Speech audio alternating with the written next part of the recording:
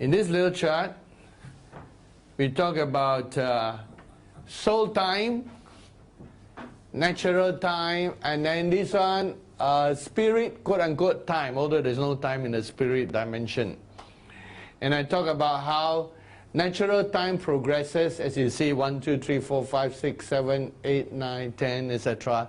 And in slots, and in whatever measurements we have, whether we measure it in seconds, minutes, days, or in weeks, or in months, or in years, or in decades, time always progresses and is measured based on natural measurement time. Today we use atomic clocks, and otherwise people tell it by the lunar year or by the solar year, and then they have to adjust because of the day and night sequence and the seasons. So natural time is its own thing. Then I talk about soul time. We're doing quantum time, so you need to understand these basics. Soul time supposedly should progress in line, but it doesn't always progress in line, because sometimes people have problems in their soul, unforgiveness or whatever, and their natural life still progress, but their soul is stuck. Their soul doesn't progress. It doesn't move forward because there are some things in their past that are pulling them. And sometimes people live and die, and their soul is still like a unprogressed child or teenager. They might handle a lot of natural experiences, but their soul doesn't progress. Sometimes it's the opposite. A person can be very young, in natural age, but their soul progresses quite a lot. And it progresses faster because it's clear and clean and nothing blocks them, so they progress quite fast. The ideal I talk about is how your soul should actually move faster than your body, not the other way around. If your soul is moving in step with your body, that's okay, but your soul should be ahead of your body, because your soul is driving the body. Remember, I always illustrate that the body is a glove which your soul wears. So obviously, who moves who? It's your soul that moves your body, which means your soul actually, your soul, which one moves first, your hand or the glove? Obviously the hand. If you measure it by nanoseconds, your hand is actually moving first, then it moves the covering that is there around your hands. The soul has to move slightly faster than your physical. At the same time, the soul must not move too fast, because then it's too far ahead. For example, there's no point in worrying about number 10 when you're just number 5 here. There's no point unless, it's in prayer and God takes you there. If God never takes you there, there's no point going too far. Because by going too far, you might miss a lot of things here that you have to attend to. So the speed of the soul must synchronize, must be moving the body about like this angle. Let's say your soul, your physical is like 5, your soul is around 5 and 6. So just seeing right ahead, planning for the next thing, not too far ahead. And so we illustrated that. To understand quantum time, you need to understand that there's such a thing as soul time. And when you look at soul time, when we see each other, many times we see each other and in a natural age. But have you looked at each other and see your soul age or your spiritual age? Because this physical body is going to be renewed and changed, or as you can say, pass away, replaced by the new one. It's obvious that the age that we are to grow in is your spiritual age, and your soul age is much, much more important. We have to keep progressing and find different things and grow in different areas, also to progress. Now, the spiritual dimension does not really have any indication of measurement of time. There's no way you could measure it because it's timeless. But when we relate to the spiritual world, in the spiritual world, let's say there are many events, 1, 2, 3, 4, 5. Let's take, for example, there are 5 events to take place in your whole lifetime. Of course, there are more than 5. Just taking fewer number to illustrate. And so, until your physical body reach a certain point, and your soul reach a certain point, can the events be released. Which means if you are stuck here, like Kenneth Hagin, he was told by the Lord when he was 15 years in the ministry, and the first time he met the Lord says, you have entered your first phase. So he said, Lord, I've been serving you for so long, and this is the first phase of the ministry. The Lord says, yes. And then the Lord says, some ministers have lived and died without entering even their first phase. Can you imagine going to heaven and then you realize you never even did anything that God wanted you to do? You have done a lot of things, of course, but you never did anything that the Lord wants you to do. This applies not just to ministry, it applies to each one of our destiny and our calling. Every single one of us here came to fulfill something. That something is recorded in your books and recorded in heaven. So you were given gifts, you were given your parents, you were given your weaknesses and strength, you were given all the things necessary for you to be born through. Of course, some face different disasters and different things that happen, but whatever happened, God still will work it through. Kenneth E. Hagin was born with a deformed heart.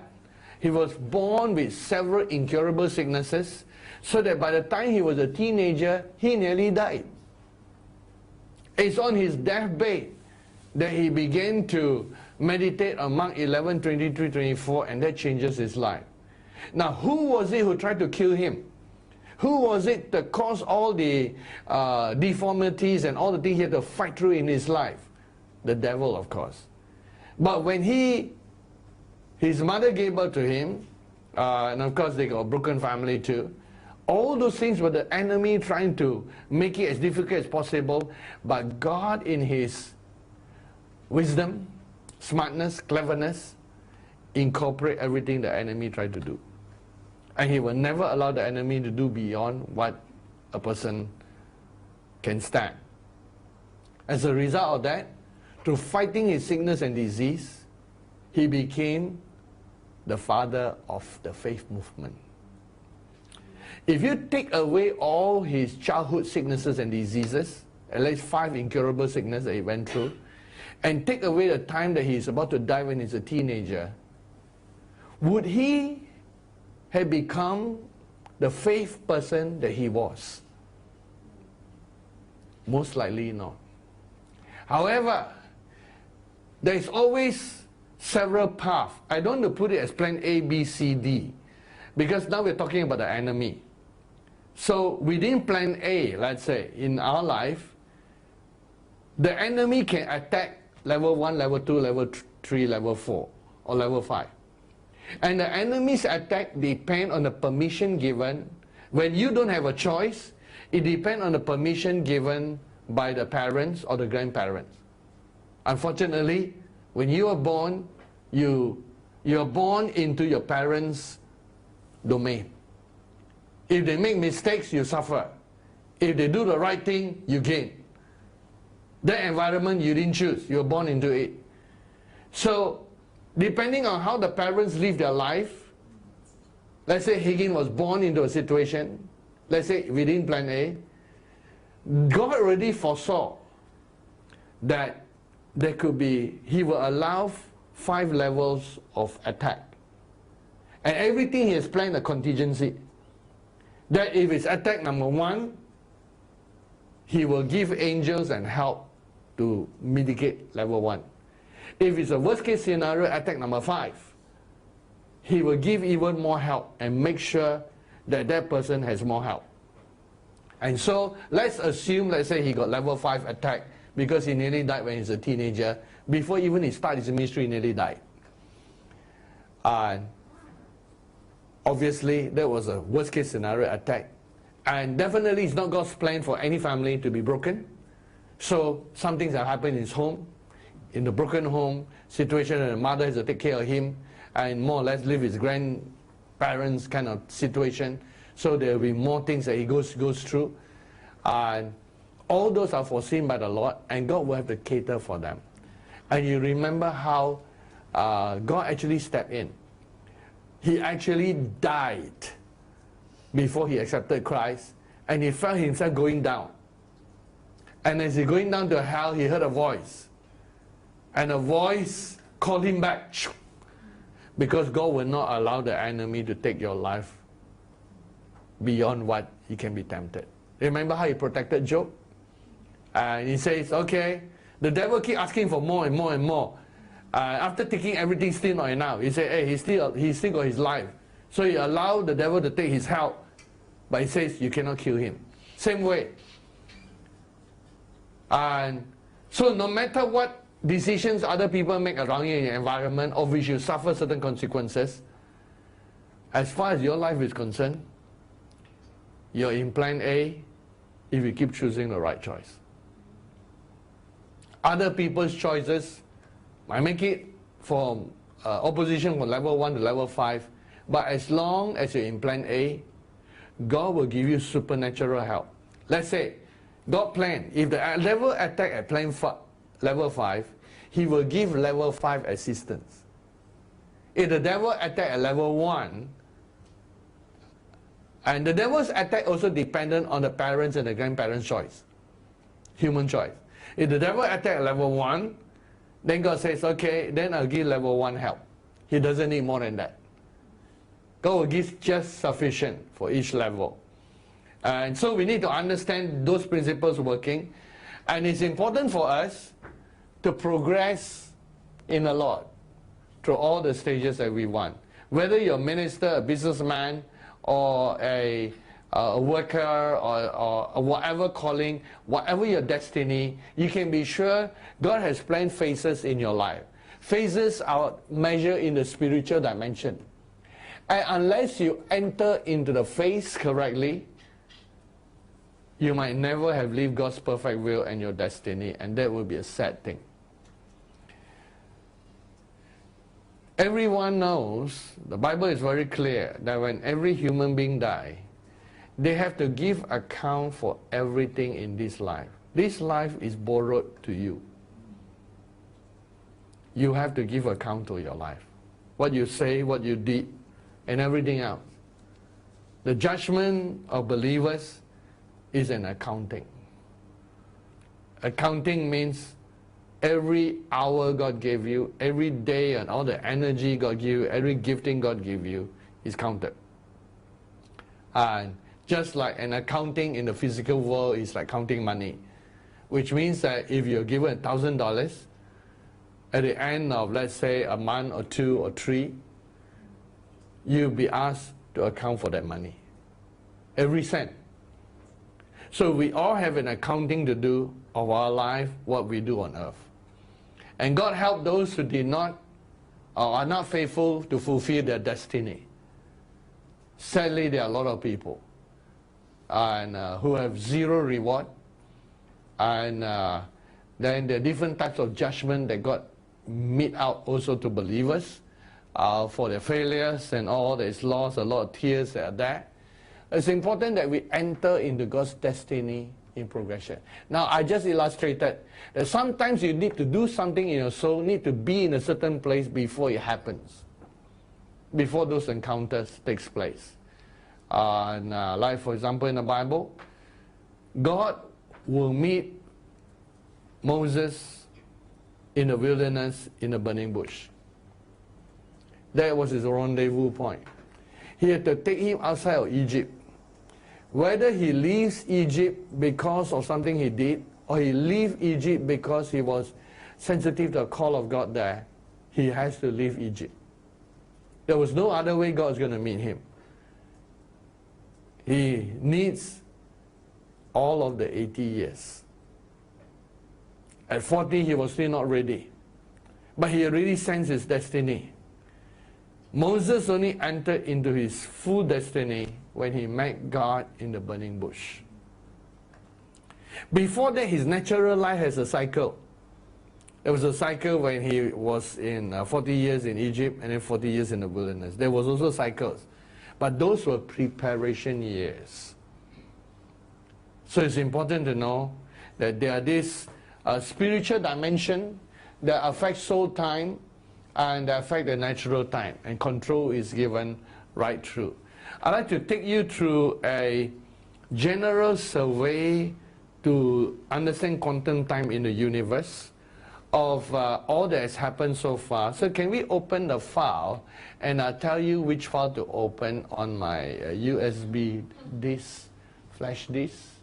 And I need to look at the files. Okay.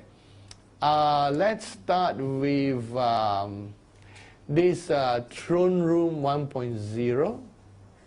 This one, 1.0. All of them done by Brother Yap. That's funny. Are you using double click or single click? Oh, there you go. Okay. So this is Throne Room 1.0. When God created, God is in the uncreated realm. Then God exists always in love, light, and life as far as we know.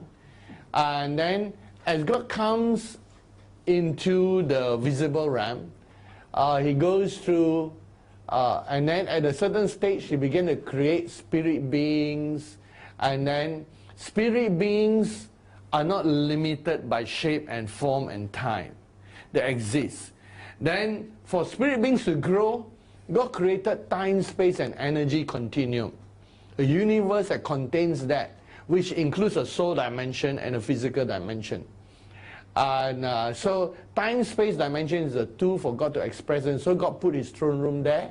There's a sea of glass that resonates with the energy of God. So these things exist. And so let's look at the next one on also throne room. And this one, 1.1, thank you. Now, as you see, we're talking quantum time. Inside God's place here, if you want to illustrate in mathematics, of course it's more than that, but just simple one, x times y times z, dimensions that we can relate to. And outside the physical is x times y times z times t, because it's a time dimension in the soul. And then even the fallen section, there's also x times y times z times t.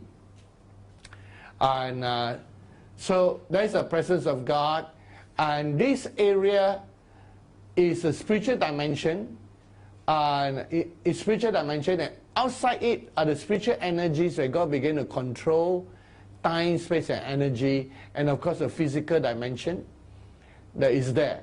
Now, in God's throne, time does not exist. And from the viewpoint of God, if this was past, present, and future, God could see all past, present, and future at any point. As far as the throne room is concerned, all things are finished. And you have verses in the Old Testament, in the book of Revelations that says, the Lamb of God was slain before the foundation of the world. Before the physical dimension was created, God already foresaw it. And right now, God already see the finished picture here. We might be somewhere here close to the ending. From the very beginning, God has seen all the things that possible ways to take it. And remember, it's not linear. That means God doesn't just see one line. He sees all the multiple choices and lines. So God could see all of the past, and then he could see the future that is completed right now. As far as God is concerned, all things are finished. All things are completed. So it's only outside in the physical dimension and in the fallen section here that time is being played out. And that's also the reason why sometimes some of you, when you pray, etc., you have various consciousness. See, when you have consciousness of your past, consciousness of your present, consciousness of future, Consciousness of certain sections of the universe here, here, here. Or you might be thinking, it's in your thinking, in your consciousness, about the future. You might be thinking of New Jerusalem. You might be thinking about Jesus dying on the cross. You might think about this. See, all these are your consciousness. And each of your consciousness takes you to different parts of reality. For example, right now, if we think about what Jesus did on the cross around AD 33, around AD 27 to be correct, when he's 33 years old. So our thoughts are going to the past at a particular time. Then if we think about the formation of the four empires, Babylonian Empire, our mind goes to a different place, different geography, and it's a totally different time. Or then it takes you back all the way. Now these are all conscious thoughts that populate or like dots all over the place, and we have the ability to go to all those. The reason you have those ability is because you're a spirit being. And as a spirit being, even though you live at this point here, you could, through the spiritual dimension, think about all those areas.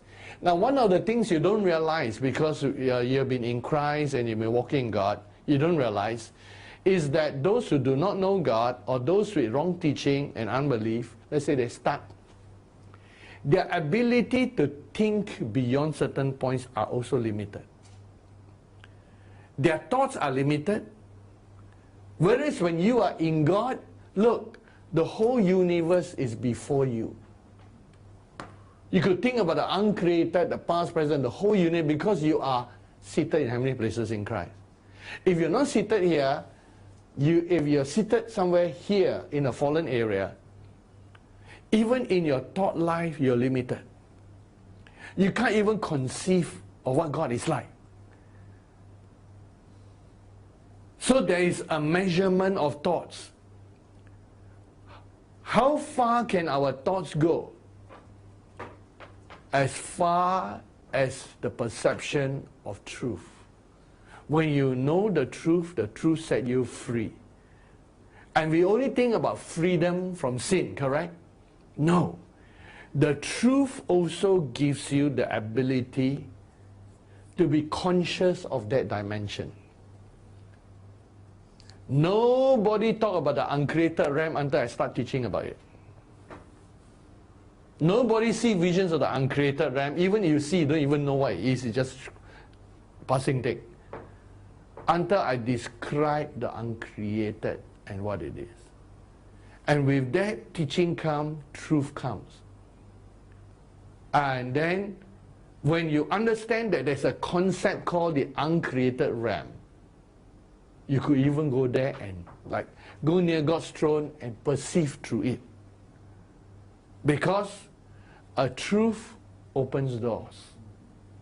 A truth sets your spirit free into the quantum time of the spirit. And you're not limited by the quantum time of the soul or the body. The more you can perceive, think about God.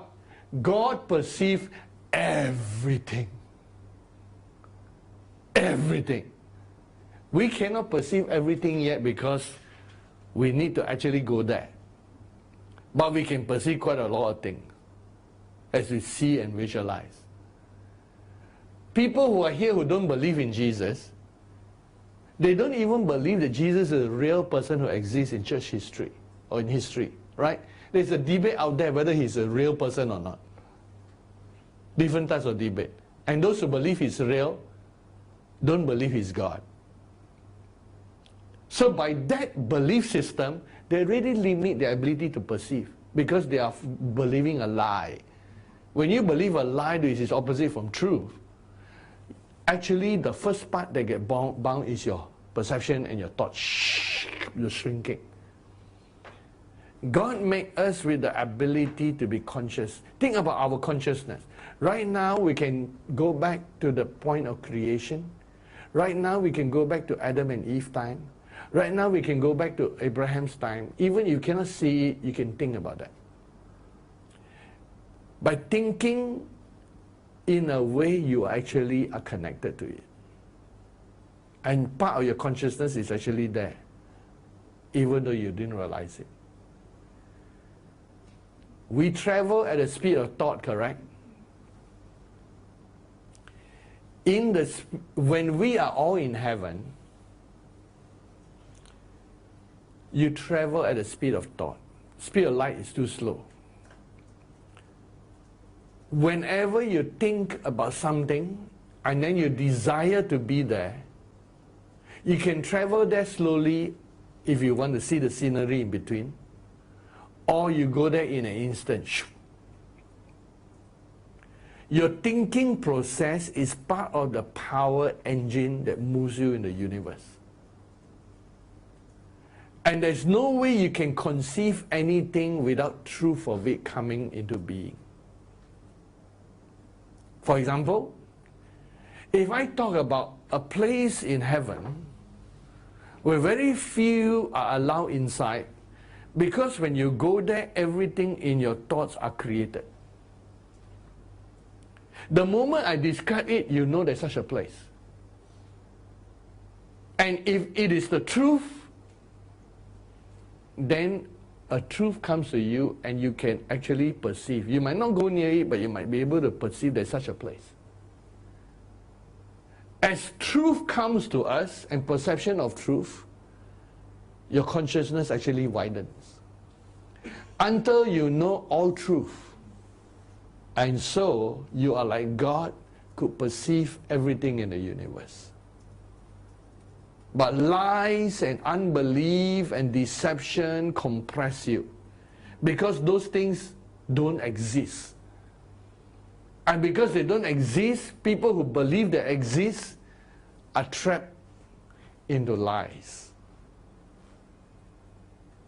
They are like in a video game created by the devil, and they thought it's real, but actually it's not real.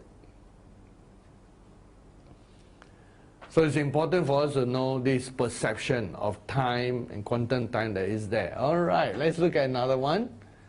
And so this is probably more visual. Wait, let me select the correct one I want to show. Okay, now look at the 24 spirit beings here. This one, yes, correct. Okay, the 24 elders were only seen by John the Apostle.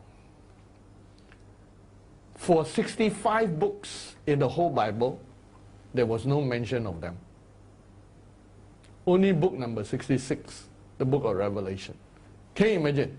In 65 books containing a lot of revelations and history and stories of men and women of God, nobody knew there was such a thing as the 24 elders. Because they are hidden. When God created the universe, it's almost like a cube. And a cube has 6 sides. The bottom, the left, right, front, and then back, and then the top. I just open up the cube. The 24 elders are like beings who station themselves at different things, and they are the very fabric of the universe, energizing through all their multiple 24 energies that go around. And in these panels, there are, each section of frame is held by 4 of the elders. So 4 times 6 makes 24. And the central connection of each panel are 6, because there are 6 panels. So the gates can travel through any part of the universe. There are 6 areas. But because the travel is two-way, it is like 12 gates to different entrances of reality. So these are all like realities. Right, okay? That's why they are hidden. And in John, they suddenly manifest. A lot of people have seen the throne room before that. But only John saw the 24 elders because they choose to reveal themselves. Which tells you something. The reason they reveal themselves is that when Jesus rose from the dead and ascended to the throne of God, something was added to every atom, molecule, and fiber of the universe. When it was added to the 24 elders, it affects all the whole universe. Something has changed in the universe since Christ rose from the dead. Universe changed. And then we realize, let me see. Okay, the solar system, JPEG here. Under solar system, not 10 horns, next one. Yes. Okay. Okay. So we know our solar system, which is very tiny compared to the universe, that in this end time move, everything is concentrated on what is happening in our solar system, especially on the planet Earth. And the battle is being fought. On August the 12th, August 2012, when I went to Enoch's mountain together with the prophet, and a group of them, a group traveled with us, but they were like halfway through the top, up the mountain. We climbed all the way up to be an altar. And I was taken into the 12 gates. And from the prophet's vision, he saw like the 12 gates appear like lines of connection. And then I just disappeared into it. And from my perspective, I saw Enoch, and he took me, and we went. And so we were praying. The physical body was there, but in the spirit went into that. And while I was there exploring different things, the prophet had a different vision. He saw fallen angels form into hideous entities. It's like when they grouped together, they became like transformers, where they came together, they became even bigger entity, and they were all horrible. And he was quite frightened when he saw that vision, until the angels has to sort of strengthen and show that vision, because it was frightening. At that time, when he described that to me, the understanding was not that much why he see it, but what he saw was the fallen section of the universe, and how all the fallen angels are zooming towards our solar system that we began to have. By the time the second prophet came around, it began to confirm about how they're all coming together. And on August 2012, 30 archangels came and visit Madaba. And when they landed, the leader among them asked this question: is this it? Because they've been waiting since the fall of the fallen angels, which was a long, long time ago. They've been waiting since the creation of Adam and Eve.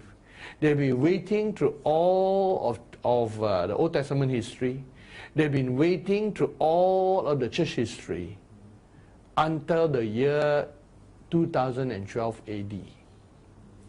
In August, they landed on the earth, and they asked, is this it? Why they asked, is this it? Because they saw something came from God. Something came from God, like a beam of light shining from the throne of God, which you see in a throne room thing, a beam of light coming all the way to the earth.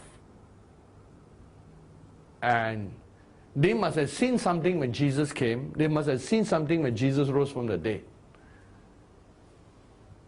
But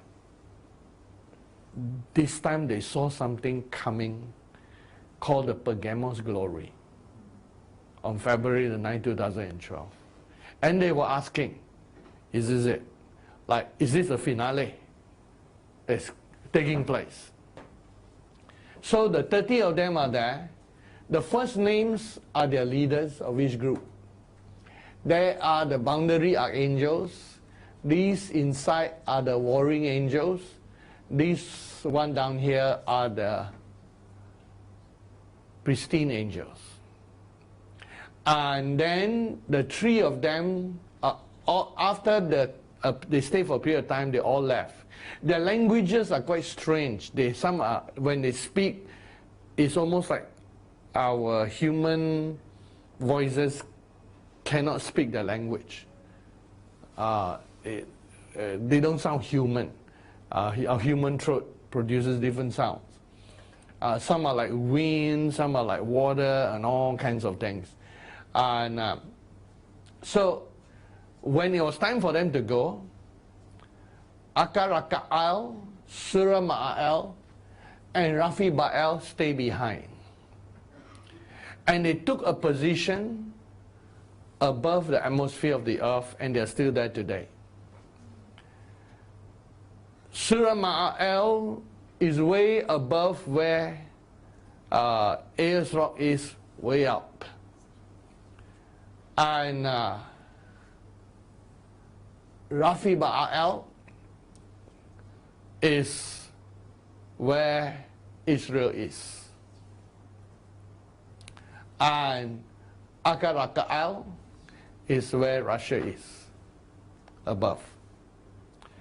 And then over time we discover, through revelation, as the Lord revealed a bit at a time, that they actually form a highway all the way through from the pristine zone all the way to the planet Earth. It's like they were guardians along a major new highway. And it's a different highway from the tunnel of light. When people died, they saw it. That was different. And for human history, you know that when people die, sometimes they perceive the tunnel of light.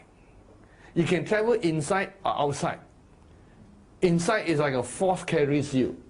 Outside you need angelic help or your spiritual energy. But there is a tunnel of light. Those are where souls travel. It seems that these 30 archangels create a different highway. And you know what this highway they create? Remember we talked about the highway of Jesus being built of the prayers of the saints? Now that highway was, the vision of the highway was only seen on the earth. The part that is outside the earth is joined to this highway created by them, all the way to the throne of God. So that's a highway they create. It's like a highway for Jesus coming to the earth. And remember, that was the three-part coming. Jesus come to, Jesus come for, Jesus come with. Three-part second coming. All second coming. Of course, because Jesus is now going to march in his full glory. And when Jesus comes to the church, it is this end-time revival where we receive all the renewal for the millennium. Spirit, soul, and body. And then when it's finished, we go to the rapture. And the rapture, we enjoy the marriage supper of the Lamb. And it's like a big feast after the judgment of believers. And then Jesus, then there's a mid-tribulation rapture of the 144,000 and the others are with them. And also, by the time all was ready, everything finished, we come down with Jesus to the earth. So, of course, this major highway is prepared because Jesus is not coming down through the tunnel of light. That one's different for souls.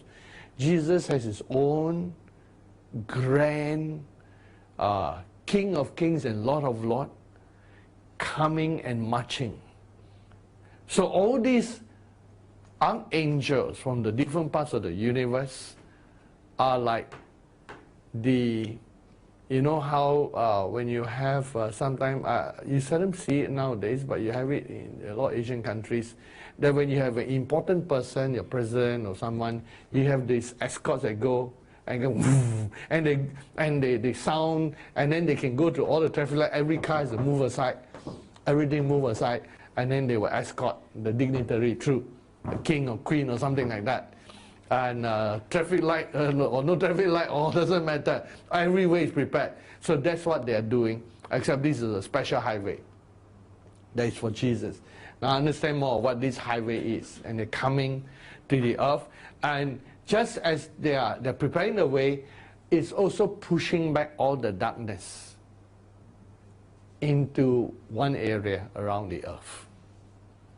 So that was what the vision was all about, when he saw these entities and all these archangels coming. All right, next one. We're going to tie everything together, because some of the things I've teach, a little bit here, a little bit there, with different charts, and you can see the progression. Okay, this is much interesting.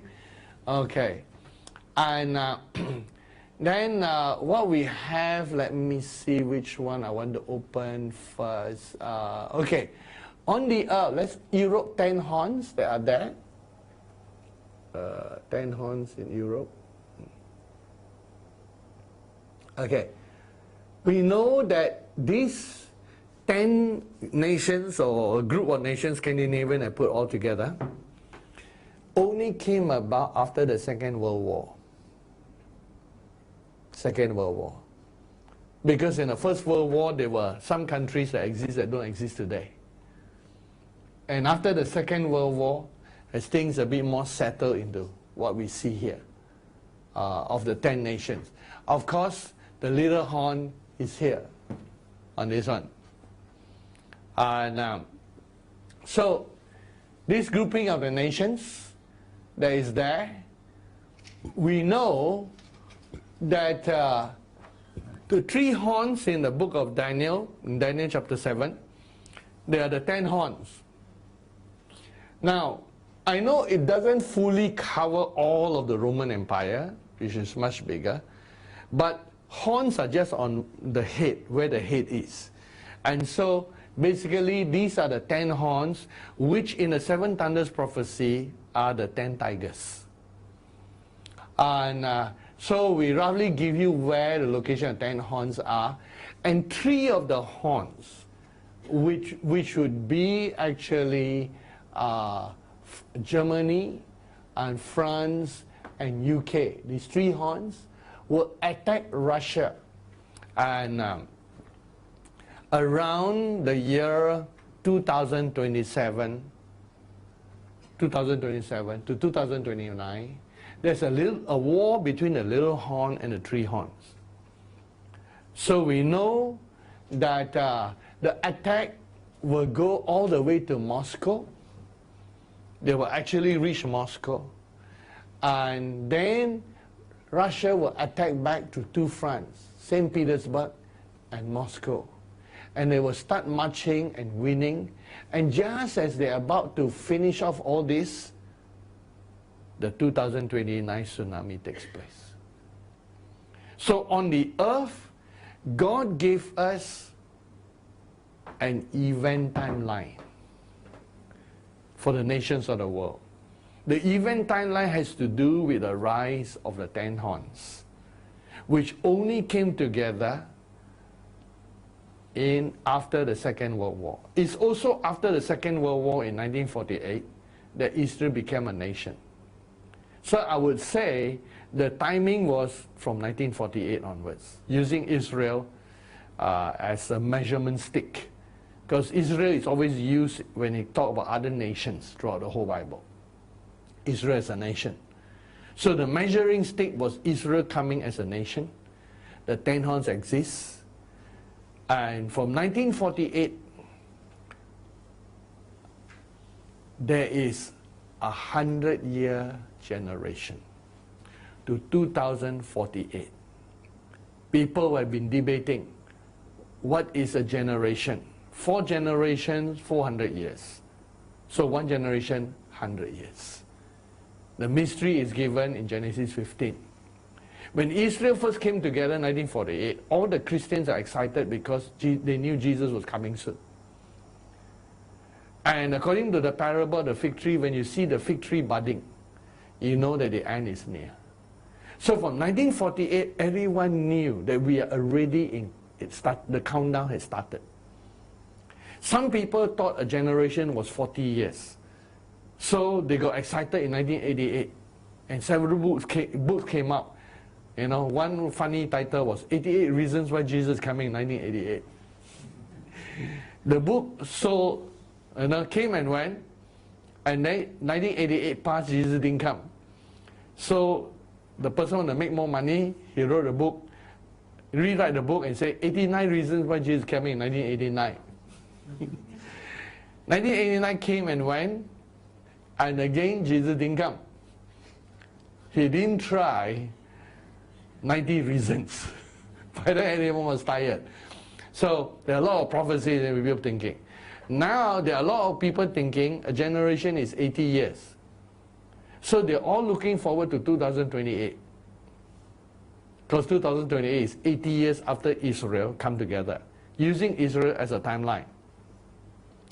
But we know the real time is 2048.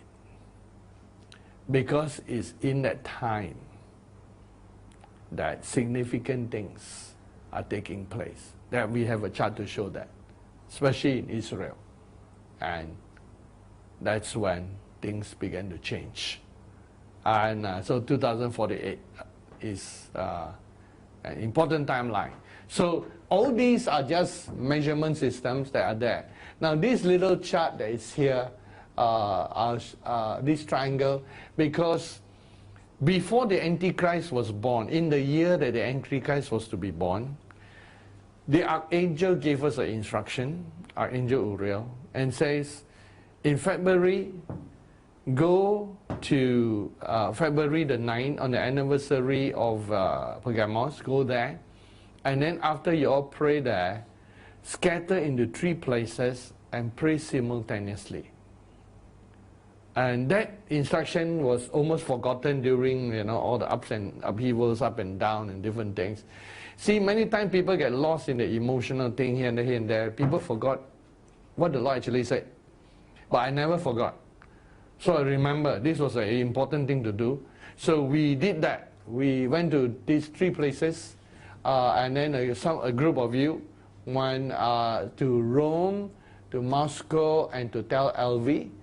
And you pray simultaneously there after we have gone to Pergamos, of course.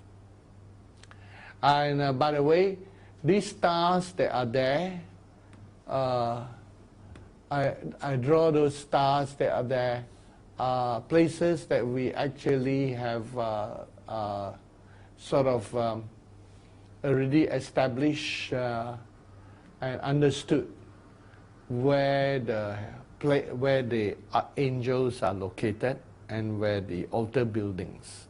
Altars have been done to a certain extent. And of course, this little place here is a very dark area where fallen angels. And this is where the Archangel of Europe is. And right now, the Archangel of UK is one of the 10 horns. So it's not permissible for them to break away. Somehow, they will always still be part of 10 horns. Cannot break away. It's part of destiny that is there. It's written in the Word. And so we just sit back, pray, and watch God perform His Word. Because God will establish His written Word. Of course, we continue to prophesy and speak forth in prayers. So, okay, this is done. And the little horn, of course, is Russia, where the center is Moscow. Okay. And then with that, we look at what we did in a prayer thing, which is this little chart here. Okay, the triangle thing. Okay, this is what the triangle, and we did that. And this was done on the year the Antichrist was to be born in 2015, February. And in that year, Antichrist was born. And so we see these 3 places, and you wonder why these 3 places. Which goes to the next chart? This one. One of the interesting observations of those 3 places is that it contains all the 7 churches inside. All the 7 churches are located here, in this area. And for some reason, God wants us to establish that it seems to be like holding back of the enemy, a line that they cannot cross, a certain line that they cannot cross, and they're limited to all those areas. And those places are very interesting because here is not Jerusalem, here is Tel Aviv, here is Rome, here is Moscow, places that the Antichrist would want to sort of do something, kind of thing. Because here there's a false Israel, here is a false church, here is the little horn. All not the best places in prophecy, in terms of prophecy. I mean, we give due respect to all those people who live there. I mean, they're good people, nice people, good citizens and all that. But we're just talking about Bible prophecy. In biblical prophecy, that's, these are not the best places. It's almost like living in Babylon kind of thing. And although the Apostle Peter did and was there towards the end of his life. So we realize that as we examine why we did that, we realize that something is done. It seems that this area, the 7 churches, is very important to the Lord. Very important to the Lord. Before all these maps came about, there was something about these places that was very important to the Lord. And why the 7 churches here representing. When we did those things, it was like God did a line and a drawing to prevent the enemy from coming in. And sometimes prophecy fulfills a different way, because there are people still here who have gone to these places in Rome, right? In Rome, and Moscow, right? And Deborah is there, and Tel Aviv, yes, still around, and there's Justin, and so there are people still around, but there are people also no more around. Have gone to those places. A symbol of how the enemy cannot cross the line, but they will keep attacking the places that hold the line. So that's where it's like this is not just this border.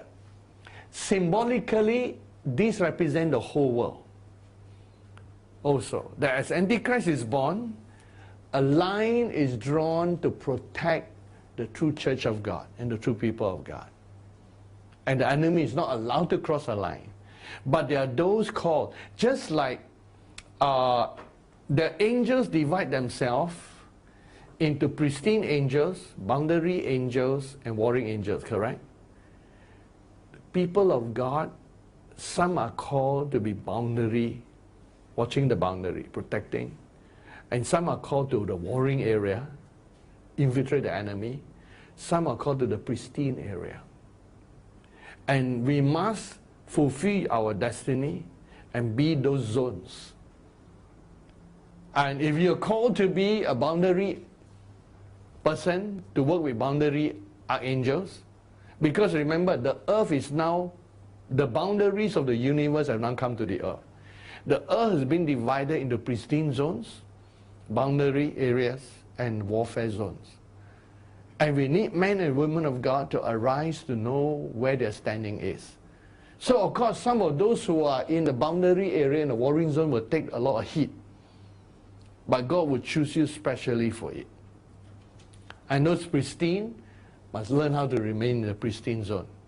Each have their definite work, just as angels are assigned differently. All this we must understand I want to paint a picture overall of the time from our earth perspective.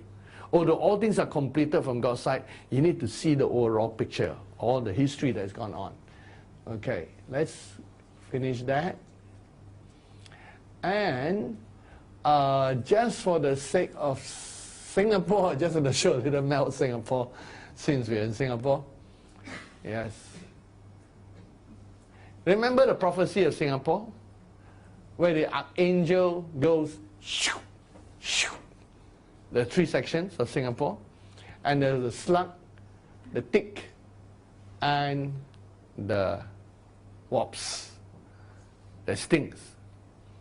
And we have built a little altar there.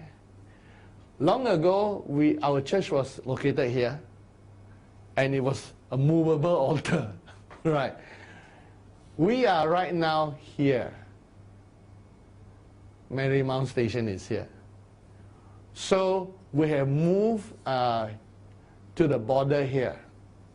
Interesting, don't you think so? We have moved from here, where the slug is, to this section here. And here's where we are located, close to the boundaries of those areas. And I just want you to note the change, because these changes have taken place in the spirit. So the moment this moves here, of course the slug has more domain here. I cannot go in here, of course. The ticks, of course, will begin to take over here. But this zone is like almost protected, and with a little bit of the warps. Interesting dimension, talking about the earth. Okay, this one I just put aside. You need to know all these things are happening in the dimension. And having finished that, okay, this one, quick epicenters.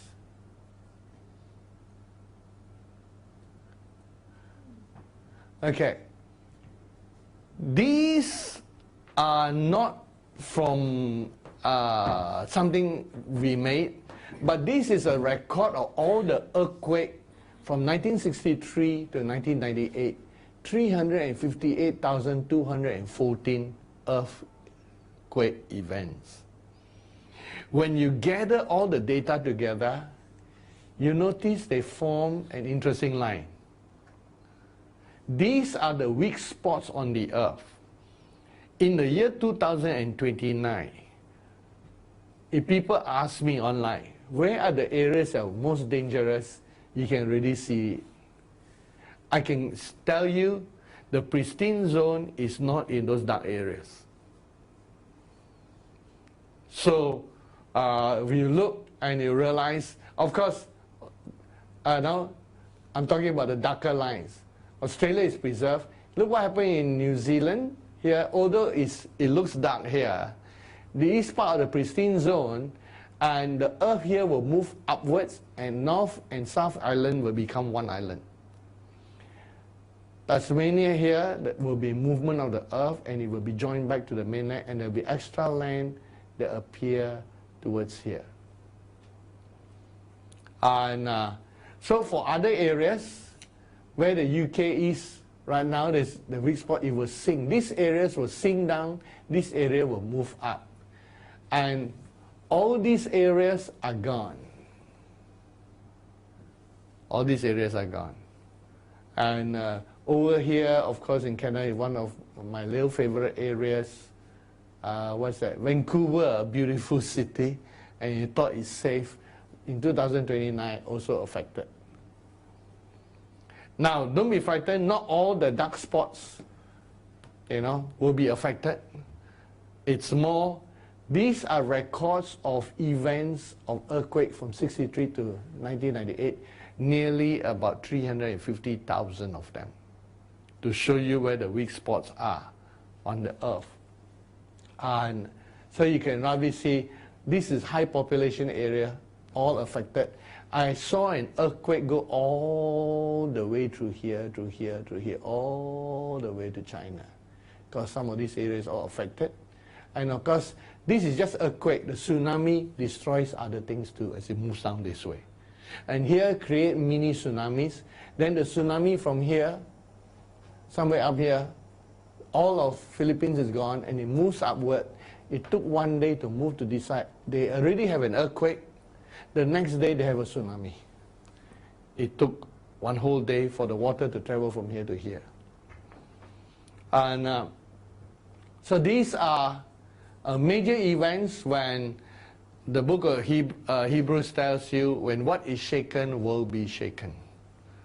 And this is just a historical records of the weak spots on the earth. So there will be a lot of underground earthquakes, and this is a major earthquakes here.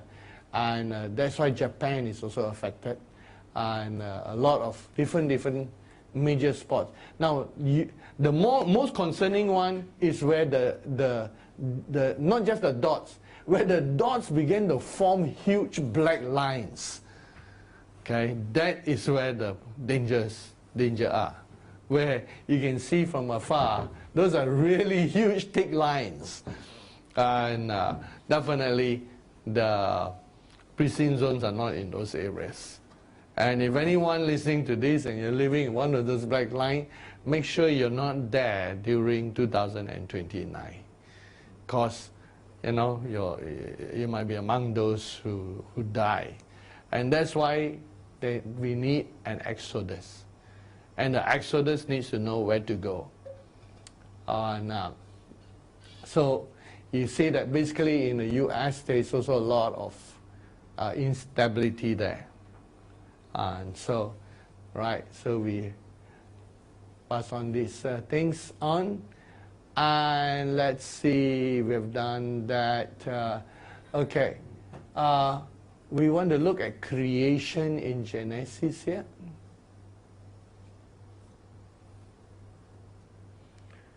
Okay, now, talking about timeline, we realize that after the angels have fallen, this is where the planet Earth is inside the fallen area. 1/3 of the universe fell. This side continue, of course, to grow, and the boundary is not an exact boundary straight like that. It just for us to visualize it. And the 7 spirits of God started moving down to the earth, and here is where quantum time is.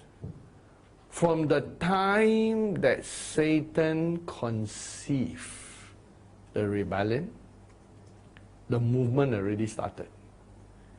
It was like whatever the age of the angels could reach, the age of the angels to reach its fullness. In its fullness, if the tree is bad, the fruit is bad. While the trees are all growing, they all look the same. But Jesus says if a tree is bad, the fruit will be bad. There's nothing you can do. It's in the DNA.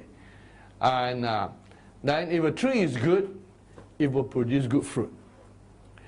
When all the angels reach a maturity point, the moment Satan decided to be God, the 7 spirits of God were already coming down to the earth.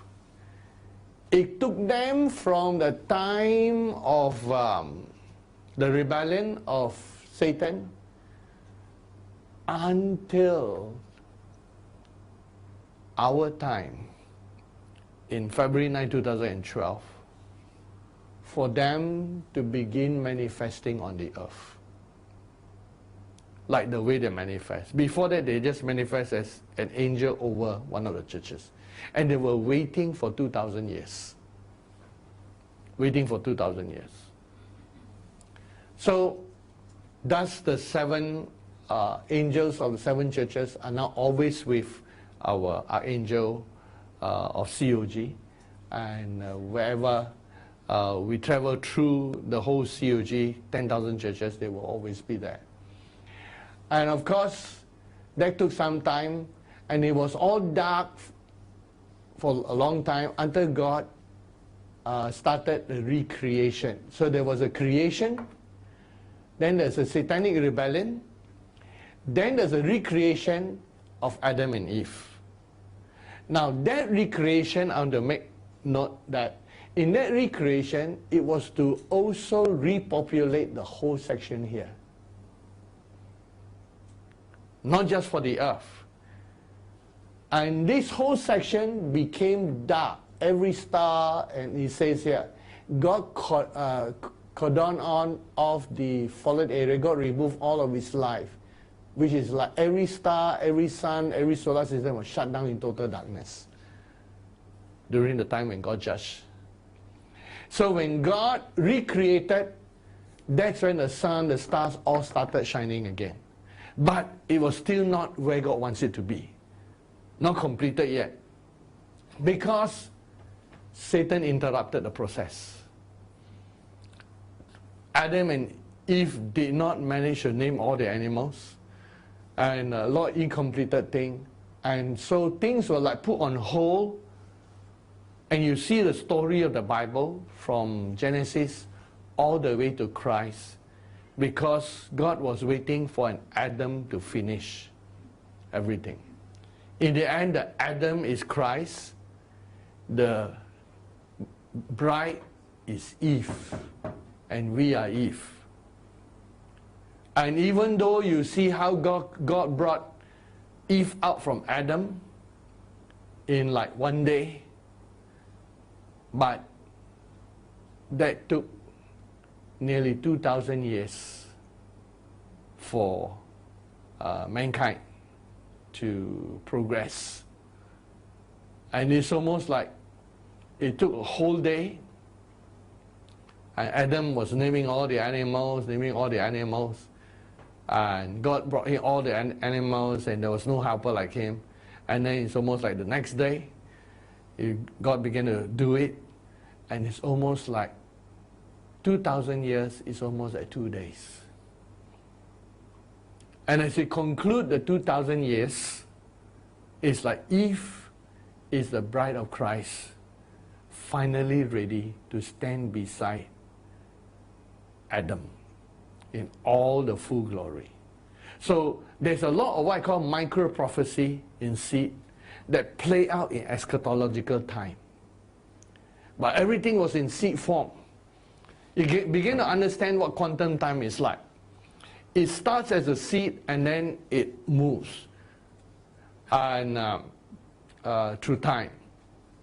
Of course, 1,000 years is like a day to God. And so the prophecy of even Hosea, when he speaks about Israel, is the same. A day is like 1,000 years, and is exactly as God fulfilled for them. So that's a general picture of the universe as it is. Let's look at the next one. Okay, now we're going to look at this end-time cycle. End-time cycle. Here, is that? No, up here, yeah. End-time cycle. Okay. Now these are the charts that we have seen. And so here it dates from our modern chart, of course. I'm going to show you a different chart afterwards, which I didn't draw, but I'm going to roughly sketch it out. And okay, I think that size is fine. And so we're talking about the 7 times 7 cycles that brings us all the way to 2063. These little arrows that Brother Yap draw is a rapture. And the Antichrist is born in 2015. He has a 13-year cycle. 13-year cycle. And by the time of 2067, it's exactly here in mid-tribulation period when he takes over. And this mid-tribulation period is quite interesting because Jesus described it as the abomination of desolation.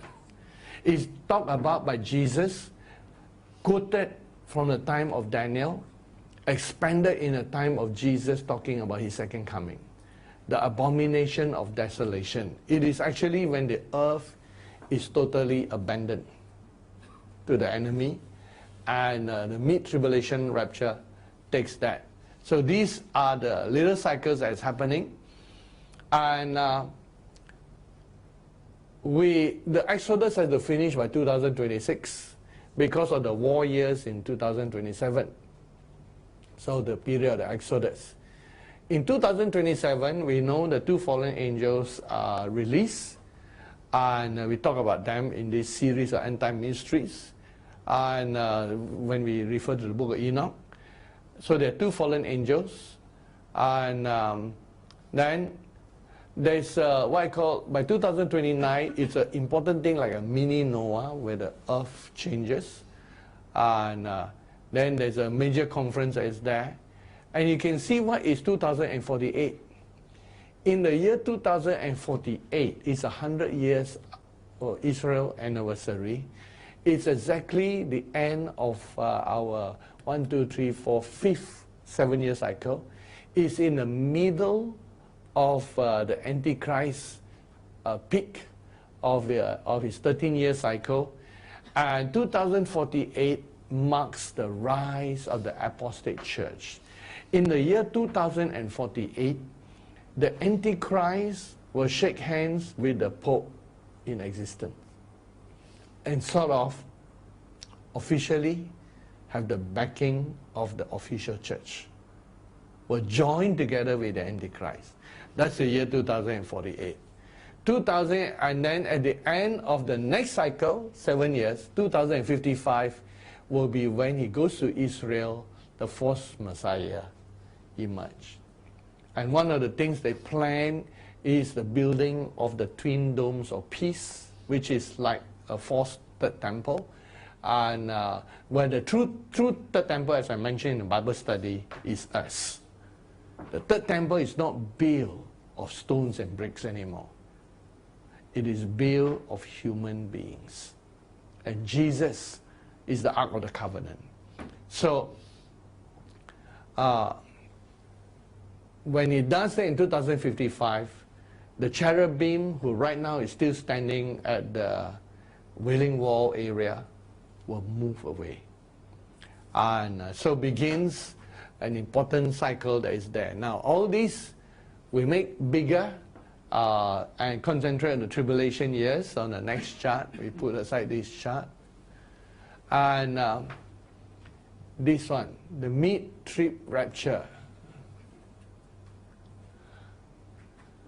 Mid-trib rapture. Okay, this one has some details that are there. And especially on the timing of the release of the fallen angels.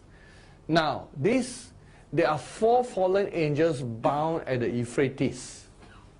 Revelation chapter 9 verse 14. Talk about 4 fallen angels at the Euphrates. These fallen angels came to the earth long, long ago during the Satanic rebellion, before Adam's time. And they were straight away taken because they came from other rebellious planets. They came when Satan wanted to make the planet Earth his HQ.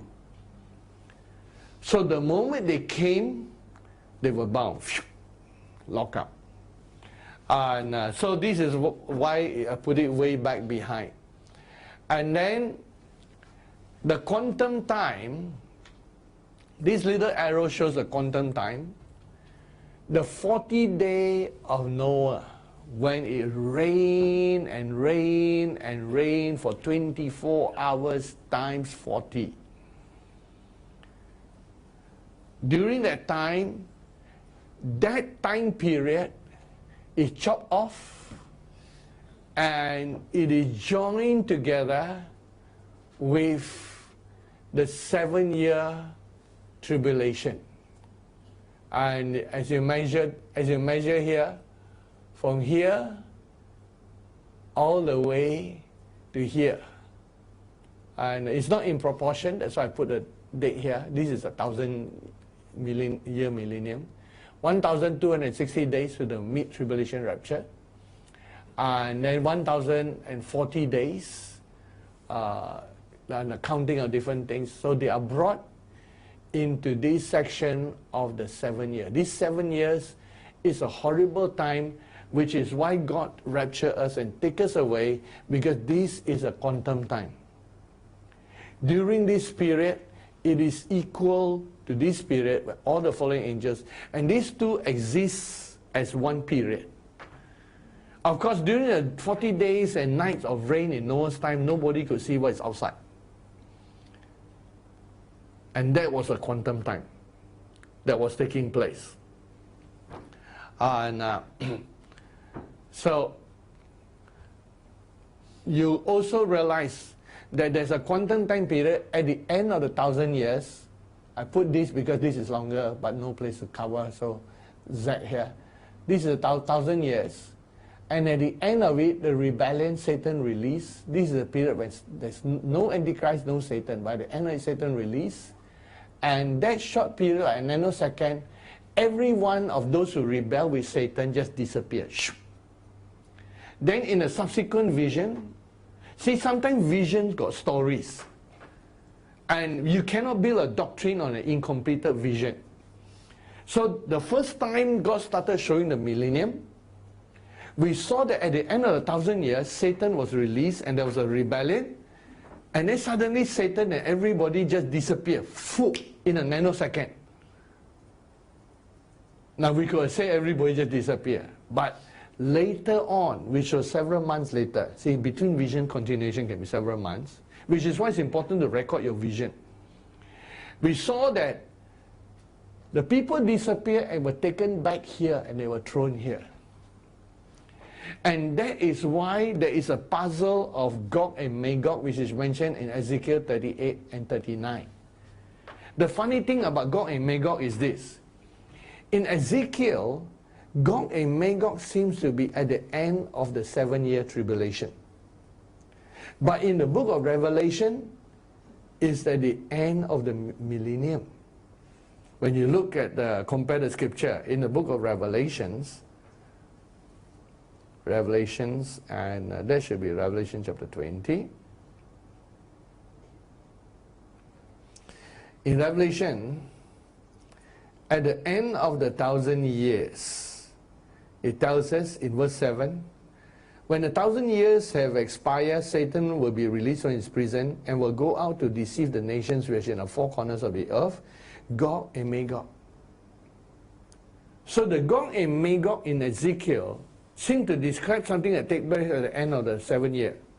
But the Gog and Magog that described in the book of Revelation takes place at the end of the 1,000 years. Now we know why. Both are the same event. Because they were thrown back in time. So the last week of Daniel was so special that it is a period we call quantum time. Let's look at the chart again.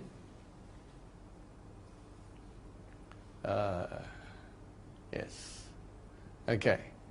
So we have isolated the 7-year period to be a very important period because in this period, the 4 fallen angels that were locked up in the early part of the earth before Adam and Eve during the angelic rebellion is also released in this time period. And it is said that they have been locked up for the hour and the day and the time. You look at Revelation chapter 9, verse 14. Talking about quantum time. Revelations. Remember, from God's perspective, everything is completed. But on the earth, everything has a timing. So the 6th angel who had a trumpet said, release the 4 angels who are bound at the great river Euphrates. So the 4 angels who had been prepared for the hour, day, month, and year. Wow, even to the exact hour. Exact year, really good. Month, day, and hour. To kill 1/3 of mankind. Now the number of the army and the horsemen were 200 million. I heard the number of them. That's huge. And so, imagine, during the time, and this is to consider quantum time, during the time of the fallen angels, the 4 angels were locked up for a time at the end of humanity, before the millennium, when even Adam and Eve has not even come yet. Think about how God's predestination covers everything. There is not one move, not one thing done by the enemy or by humans that God did not anticipate. It's like trying to play chess with God. Already humans are losing to computers. And nowadays computers are so powerful that they can beat human chess players. The best chess player today is non-human. So we passed that stage long ago. And so we realize that God has already pre-planned every move.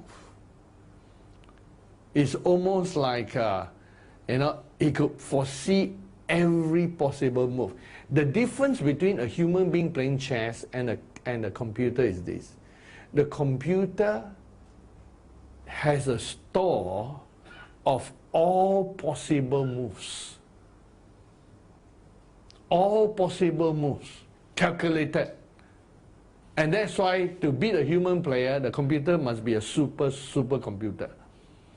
And whereas a human being, when they play chess, part of it is calculation, part of it is by intuition. Because human beings might be able to calculate up to, let's say, 7, 14, 20 odd moves, and they can sort of visualize. That's why a good chess player can play blindfold. They could play the entire game blindfold because they can see in their mind. And that's called blindfold chess. We play blindfold chess. But even you play blindfold chess, your anticipation of what the enemy can do and the possible move is limited. Because you cannot calculate every single move for 20 moves. That is your mental capacity, too much for us to do. You calculate the best possible moves of the enemy, maybe 14, 20 possible moves. And that's it. Now, if they don't move out of the best move, it's obvious you can just wipe them out and kill them. Some people say, oh, then I play a move that is outside all the move. Oh yeah, you play outside the rule, we don't even have to think. We can just, swipe your pieces and that's it. And just wipe you, because we're going to, first of all, you play outside those moves, you're going to lose pieces. Once you lose pieces, the game is gone. You cannot even lose one pawn when you play against a good player. So you play a bad move, you start losing pieces and pawns. Already, simple game for us. No need to think. So, a good human player can only foresee possible moves up to a certain level. Computer calculates everything. Now, God is more than a computer.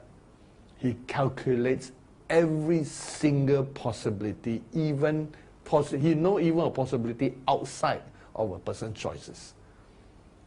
That is why all that is happening, everything that we look like we got free choice and everything, is already pre-calculated by God. You cannot make a single human free choice without God pre-planning a move against you. Think about that. Every possible move is already included. There's nothing you could do that can prevent God from fulfilling His plan on the earth. If that is so,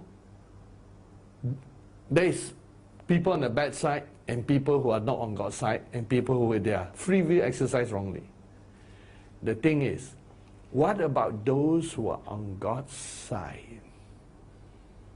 How to continue to release things which flow into the energizing and the path of God. That's where we need to understand quantum time. Okay, let's look back at that chart again, and we want to conclude with that part. Some things are foreseen by God. For God to add this to the 7 years, can you imagine how many years is that? That's a long time for Noah to hear. And he already has arranged a quantum time. Even before the 1,000 years have happened, he already said that this end of quantum, this is God and Magog, which is already prophesied in the book of Ezekiel. It will happen exactly as Ezekiel has prophesied. So it's interesting. When Alexander the Great was marching into Jerusalem, on the day that he was to march in, he had a dream. In the dream, he saw someone wear a hat with emblems and a full priestly garment approaching him with a scroll. And on the same day, God told the high priest, as Alexander the Great marched in, to wear his full high priest uniform, as Alexander was going to Jerusalem, and walk towards Alexander, carry the scroll that has Daniel's prophecy about Alexander the Great. And only God could prophesy that he will die young. Every possibility has been included. So here is the thing. How do we handle quantum time when everything has been planned by God? So for that, we move outside the chart. And so then move to a little bit of drawing here. Okay, this done. Finish that, finish that. Okay, I think we've finished all the chart. What's that chart? Okay. Okay, this one. What we need to realize is God has given the enemy and the portion time too. In the time of Genesis, they actually have 1,096 years of fallen angel and giants rule. And in the book of Enoch, it mentioned that from the time of Enoch's father. So when you measure in the book of Genesis, and you see here in the book of Genesis, starting with all the countdown of all the years, should be about there. So it should be just before that. In the time of Jared, in verse 18. According to the book of Enoch, in the time of Jared, Jared lived 162 years. Now we can probably take less of those years, but if we take all of the 162 years, so there is 162, and then he begot Enoch. So we take the top date of when they begot the sons of all the years. In the days of Jared, the giants were already coming in the book of Enoch, as it says in the days of Jared. So 162 plus Enoch lived 65 years and he begot Methuselah. So that plus 65, then he begot Methuselah. And so look at Methuselah. Methuselah lived 187, so plus 187. And then he begot Lamech. So you measure Lamech's lifespan. Lamech is here, plus 182 of Lamech. Then he begot Noah. So already, when you add all those things together, it's a 496. And then it says in Noah's time, Noah was 500 years old, he begot all these people, but Noah was 600 years old when he went into the ark. So 600 plus 496 gives you 1,096 days. There were about 1,096 days of fallen angel and giants ruling the earth. I talk about that period in this series as we're coming to the conclusion of end-time mysteries. So this period I've touched on, I talk about the research in archaeology and all those things. They discover different bones and different civilization. It's like a civilization that exists in those times. And the measurement is sometimes millions of years or hundreds of thousands of years, because in the early days, time was still changing. Even from the time of Adam, one day was like 1,000 years. So when you add another 3 zeros to 1,000, that's millions of years. And then you don't know how else times have changed. And that's only one day. So you got 365. So of course it's being shortened slowly. By the time you reach Noah's time, and especially after the 40 days, after the 40 days of the flood in Noah's time. So time continues after the giants, and then you move to the time of Noah. So there was Noah in the 600 years. Then the 40 days I mentioned here is quantum time, so let me highlight quantum time. 40 days of quantum time. After the quantum time, the earth settled into the 4 seasons. Rotation of the earth was now slanted. So things changed, and time became like more our time today, measurement of time. And so that's a major quantum time, because, oops, I need to change the color. And so you have time pass again, and because major event which we cannot miss from the Old Testament to the New Testament is Jesus dying on the cross. Major event that radiate through all time. But after that, okay, time continue, and so until our time period, coming to a close of time period is a 7 times 7 years plus the quantum time of the 7 years, when everything is thrown into that, and we saw the future part from the millennium also coming into the quantum time. We are in this little part just before a major event. Now, I want you to look at this chart very carefully. Between here to the 40 days of Noah, the measurement of natural time was affected. Because from the time of Adam and Eve into Noah, into our 24-hour day, actually it's slightly less than 24 hours, 24-hour day, and it's still slowing down to a certain extent. It's a major period, which is the whole earth was shaken. The big period where the whole earth will be shaken is this major period. You know why this major period is here? Because never before have you got so many things fitted into here. In this tiny corridor of 7 years. So there's going to be major thing. When you move time, you move energy. When you move energy, you move physical space. Which is why the earth will go through a tremendous upheaval. A tremendous upheaval. And we are just before the upheaval of 7 times 7 years. Which is why we see major changes. They are closer and closer happening. Just to point about this upheaval was already bad. Between here and here, we lost the covering above us. The earth was tilted. Revolution of the earth around the sun, all affected. At the end of it, when you come out of it, the earth has 4 seasons. It has hot and cold. As mentioned to Noah, a tremendous period.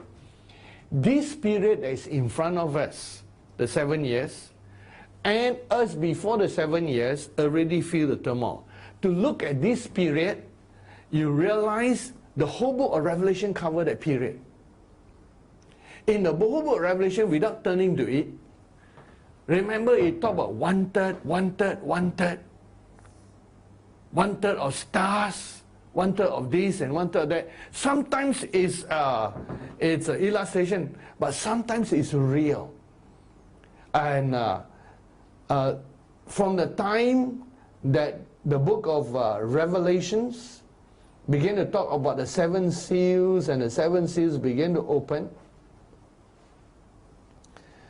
on the earth you began to have conflict, war, famine, death that takes place, a lot of martyrs.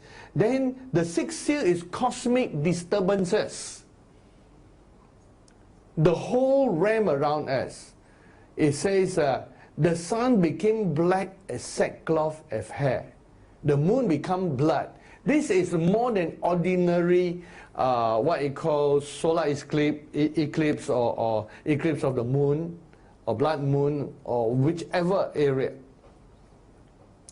And the stars of heaven fell on the earth as a fig tree drops its late. The sky receded as a scroll rolled up. Every mountain and island moved. Can you see that?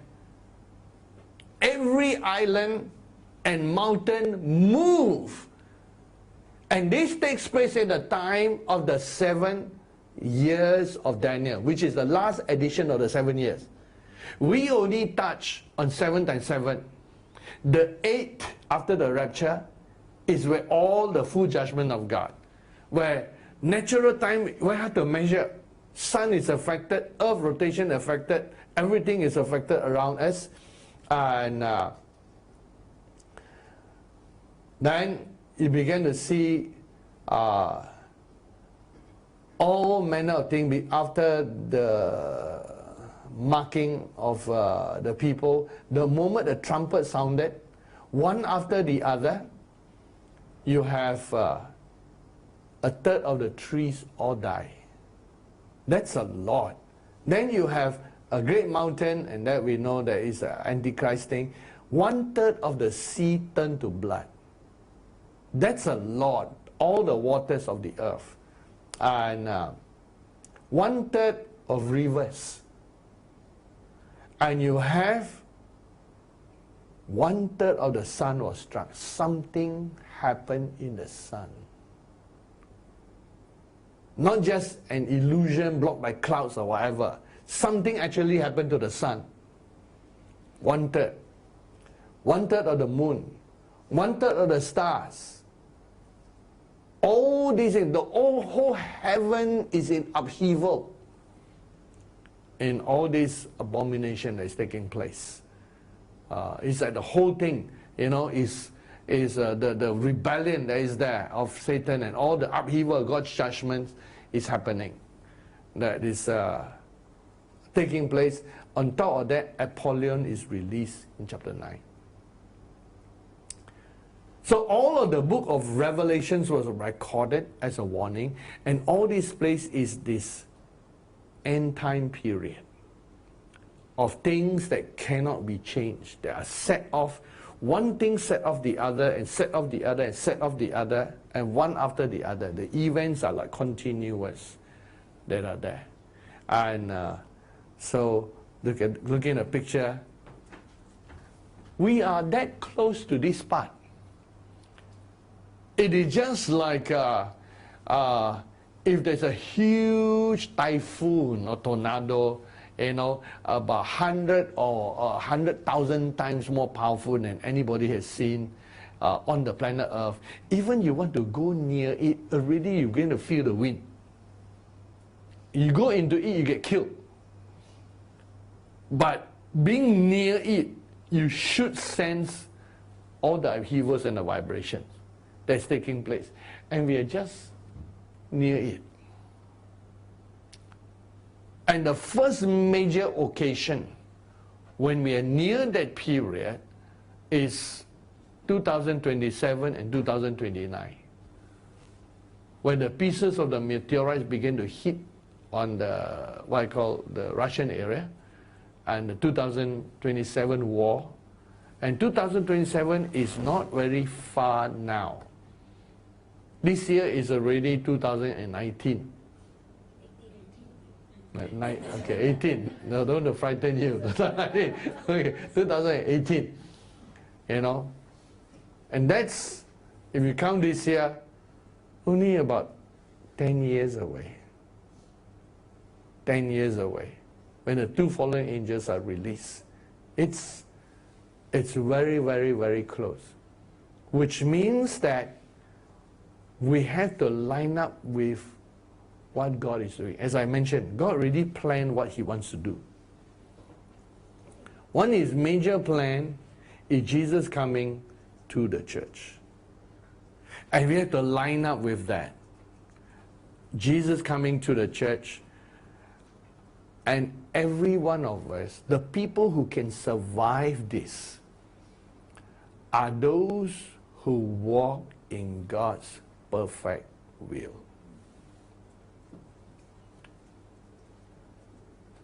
In the past, if you walk in God's permissive will, you might still survive. But not in this coming hurricane, typhoon, tsunami, earthquakes that's beyond anything that humans have seen. What you hear in the news every day is about the 10 horns wrestling among one another. Every day you will hear from now until 2027. It's occupying the news. And what you hear is also whatever is happening in what I call Mystery Babylon, USA. It's always not occupying. And also whatever happened in the Kings of the East. And Russia. You always see 10 horns in the news. Every day you open your newspaper or you look at the news. Is anything about the 10 horns? Mystery Babylon, USA. The little horn, Russia. Or Kings of the East. Always occupying the news. Wrestling, wrestling, wrestling. Things fighting among them. And you remember early this year the prophecy? Okay, we haven't put it on the blog yet. I'm reading through the transcribed thing. Remember I talked about the bear and the dragon and the scratches and all those things are happening. Okay, some parts of it are already happening, but you should not panic, because these are all part of what has to happen. That is there. And so the question is, how do we partake of quantum time and allow that quantum time to flow into our lives? Beside this little chart that we draw, okay, done, and this little chart that we did in how the events are to happen into our life and operate into our lives. Practical application is what we want to know. So here is a practical application that we give to you. Okay, this is the final part. So it's obvious that by now you know that you have to be in the right place, right time, right place, right time, right heart, and doing the right thing. Right place includes also being with the right community, right group, right church. Everyone has a destiny to fulfill. Being in the right country, in the right city, at the right time. Only flowing with what God wants to do. And that's obvious. That's why at the right place and right time, we're going to release the Exodus. And remember this, nobody gets away. And part of another way to put this point in red, where's my red, is being in the perfect will of God. Nothing less than the perfect will of God. After all, how can the church be perfected if we are walking in permissive? Permissive means you cannot be perfected. Permissive equals imperfect. You already see in the study of Colossians and Ephesians, Jesus wants to bring us the bond of perfection. So it implies roughly we have to walk in the perfect will of God. And the thing about quantum time is that the perfect will is not so much you doing as much as God working it through your life. And sometimes when you try to do, it makes things worse. Then you allow God to bring it to pass and you flow with God rather than you try to do it in your own way. A lot of examples in the Bible. God never wanted Moses to do the Exodus by his own strength, his own might, his own power. If God had allowed him to lead the Israelites at the age of 40, it would be all pure Egyptian strength. So God has to empty him out until he told God, I am a nobody. But at the age of 40, he was a somebody. That somebody has to reduce to a nobody. And then only God can use him. Part of the balance in Christianity is learning that you can do nothing. But then the other balance is you allow God to do everything through you. Because doing nothing is easy when you become lazy. So, what I call the half-baked grace message makes you lazy. Because everything is done in Christ, everything is done in Christ, everything is done in Christ, nothing you have to do. So, produce lazy Christianity. So, whenever people want to fast and pray, they say, oh, that's works, not grace. Hello there. There is grace energizing you to pray. Grace energizing you to fast. You try to fast on your own 40 days, 80 days, 7 days, 10 days, or regularly and see whether you can do it or not. It takes the grace of God to have the energy to fast constantly and to live a fasted life. Not a human effort. Human effort would have failed long ago.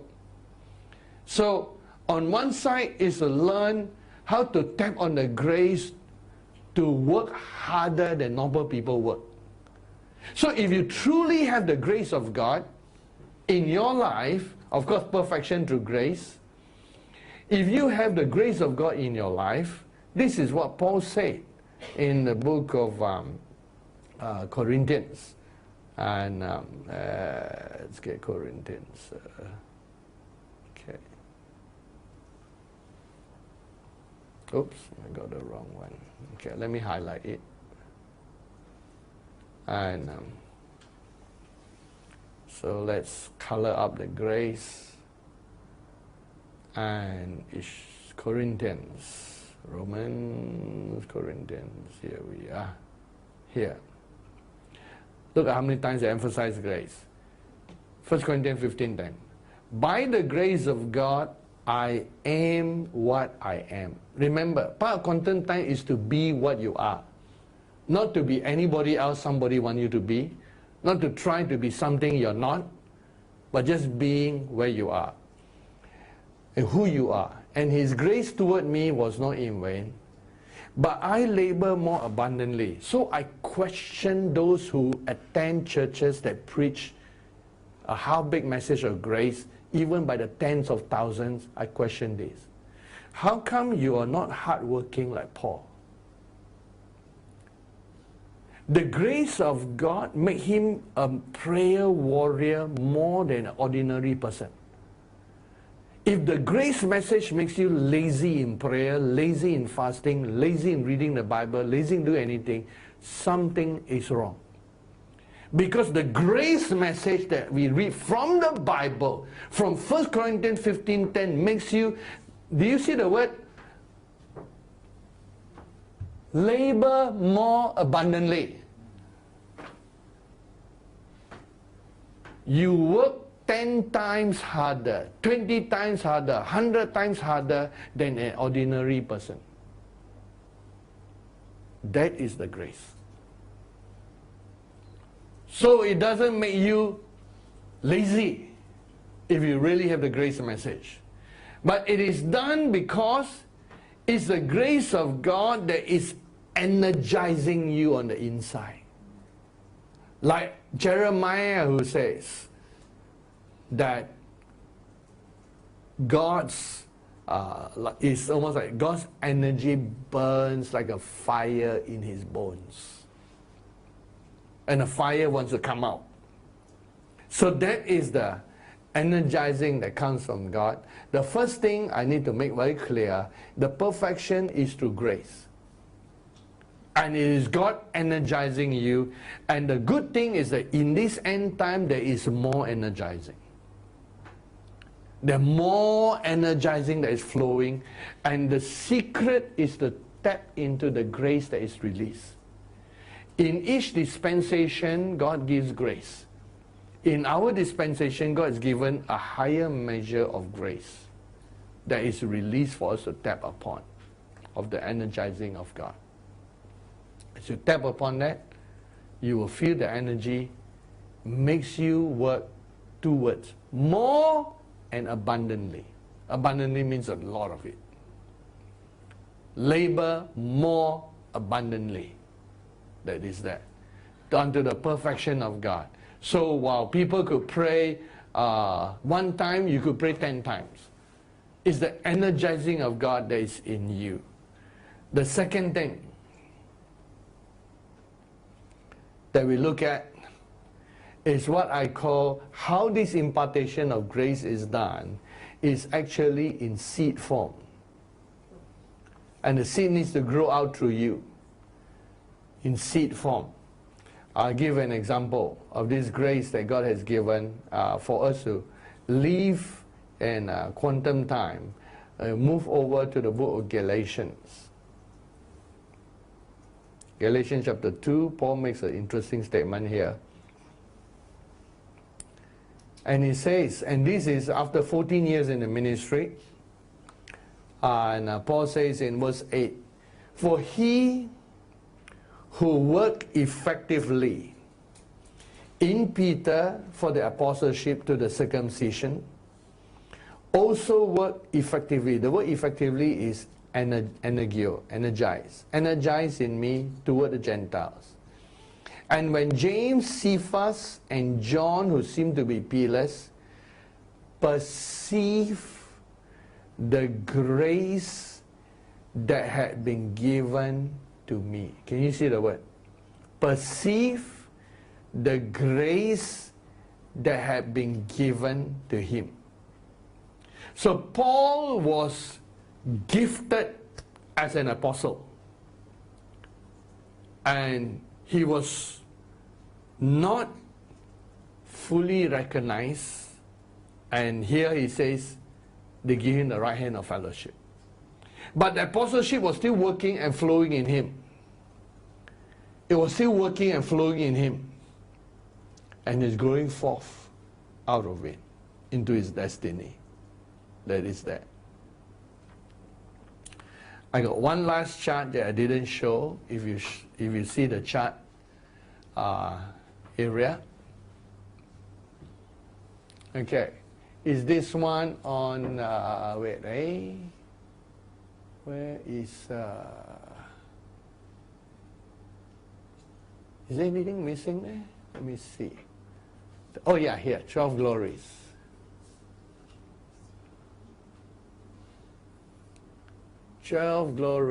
Yes. Okay. We know the names of all these sons of Jacob or Israel. But remember that in New Jerusalem, that there were several names that were mentioned in New Jerusalem.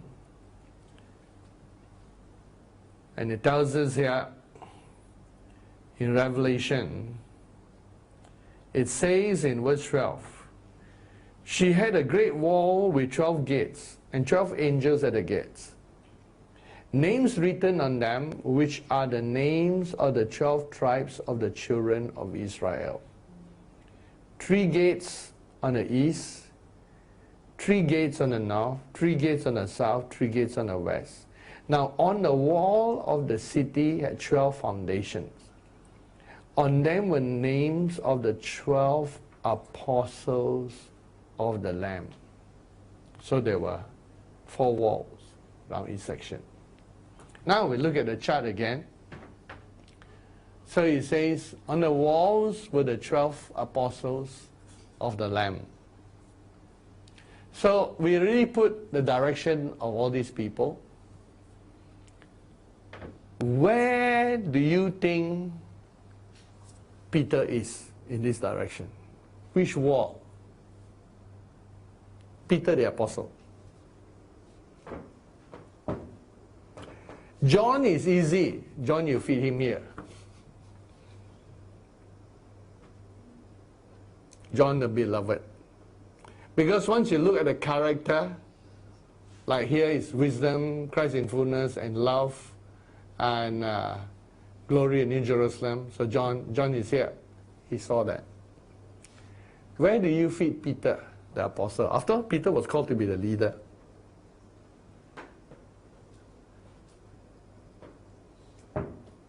See, the Bible didn't tell you where. Where do you think he fits on this one? Any guesses, my Alex?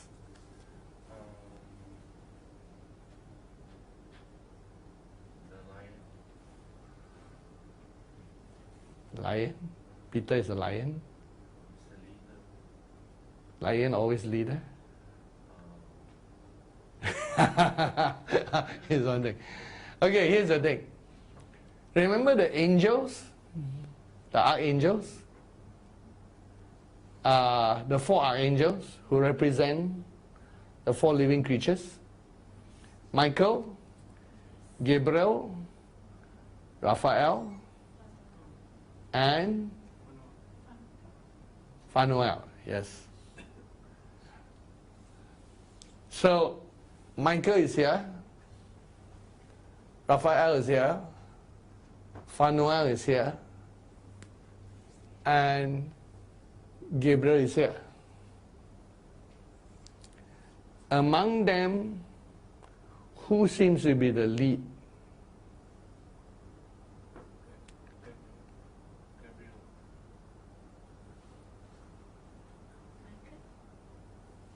Michael. Any of the angels could have defeated Satan, but God assigned it to Michael. And the ox is more powerful than you realize. And you look at Peter's character, he's like an ox. Face of the ox. But you will find it hard to find apostles that fit here. Here you can put John, apostle of love. It's obvious. And you can fit the Gospels, the 4 Gospels. And you can fit, of course, the Gospel of John is an eagle, but it depends on where you are and you fit. See, Gospel of John is fit there, and Gospel of Matthew fitted there, and the Son of Man as here, and the servant is here, remember, and then the Son of Man. So you could fit the 4 Gospels. But remember, the Bible actually says that the apostles, the 12 lambs, are there in the foundation. And so when you're looking, you're wondering how to fit that. Of course, Paul has his very, very special place somewhere inside. And Paul actually brought forth a lot of revelations on this side here. Of course, when you reverse it, these are what I call relational. Eagles and men are related just as lion and lamb are related. Remember that when you're standing on the inside, when you're looking here is a lamb, is a lion. When you're looking there is an ox. But when you're on the outside looking, then this is from the outside. So remember, the 4 creatures got 4 faces. So if I look at this creature from here, I see the eagle here and face of the man here. Each got 4 faces. So when I'm standing here looking at this side, this is now the lion, because it's on the opposite side. Whereas this is now the servant. So that is why when you're on the inside, it looks different. When you're inside, looking at John here, you see an eagle. Correct? Because you're on the inside. So you see the eagle here. When you're on the outside, you see the face of the man on this side. Because the eagle and the face of the man are related. So remember, that is why you brought lion. Remember? You say Peter could be a lion. Because when you're standing on the inside, you're looking, this is a lion. And this is actually like the ox. But they each relatable. And since we all fit into a picture of the 4 living creatures, inside each one of us is all 4, but in this life, you function more in one, because there's not enough time and space to function in all 4. So you choose one. Where do you think Paul fit? Eh? Paul, who do you think Paul is like? Pastor, you just revealed he's not God. Okay, so you put there, because he brought forth a certain, you see, you got to look at the 12 types of glory. See the word 12 types of glory? This is a glorious church. Which glory do you flow forth? You have to look into your section, and then once you find your section, you find a certain avenue or type of glory that you distribute. Because Paul, you can see, his main thing is revelation. He brought forth revelation into the dimension of the New Testament. He has more revelation than any apostles that we have seen. I'm sure some of the others have their special revelation, but it's not recorded for us. Most of our Gentile Christianity is based on Pauline revelation. If Paul didn't reveal that, we wouldn't know. So that was his special portfolio that he brought forth. The 12 types of glory, of course, rotate around this area, but I also put it at the side. Like on this area, revelation of God, worship, presence of God, 3 levels.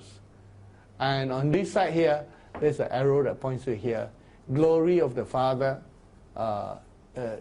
judgment seat of God, foundational glory. And here, on the area of power, which is in this area, authority, dunamis, and aspect of endunamo.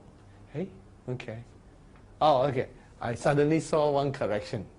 Didn't notice that. It should endu, D-U-N-A-M-O. Now, the reason why you put D-Y is because I believe this olive branch always put a Y for you. But that's not good. There might be an American influence. British New Testament Greek always put you. So like, if we got to be consistent, exousia, and so it's endunamo, D-U-N-A, Romanized. So found a little bit there.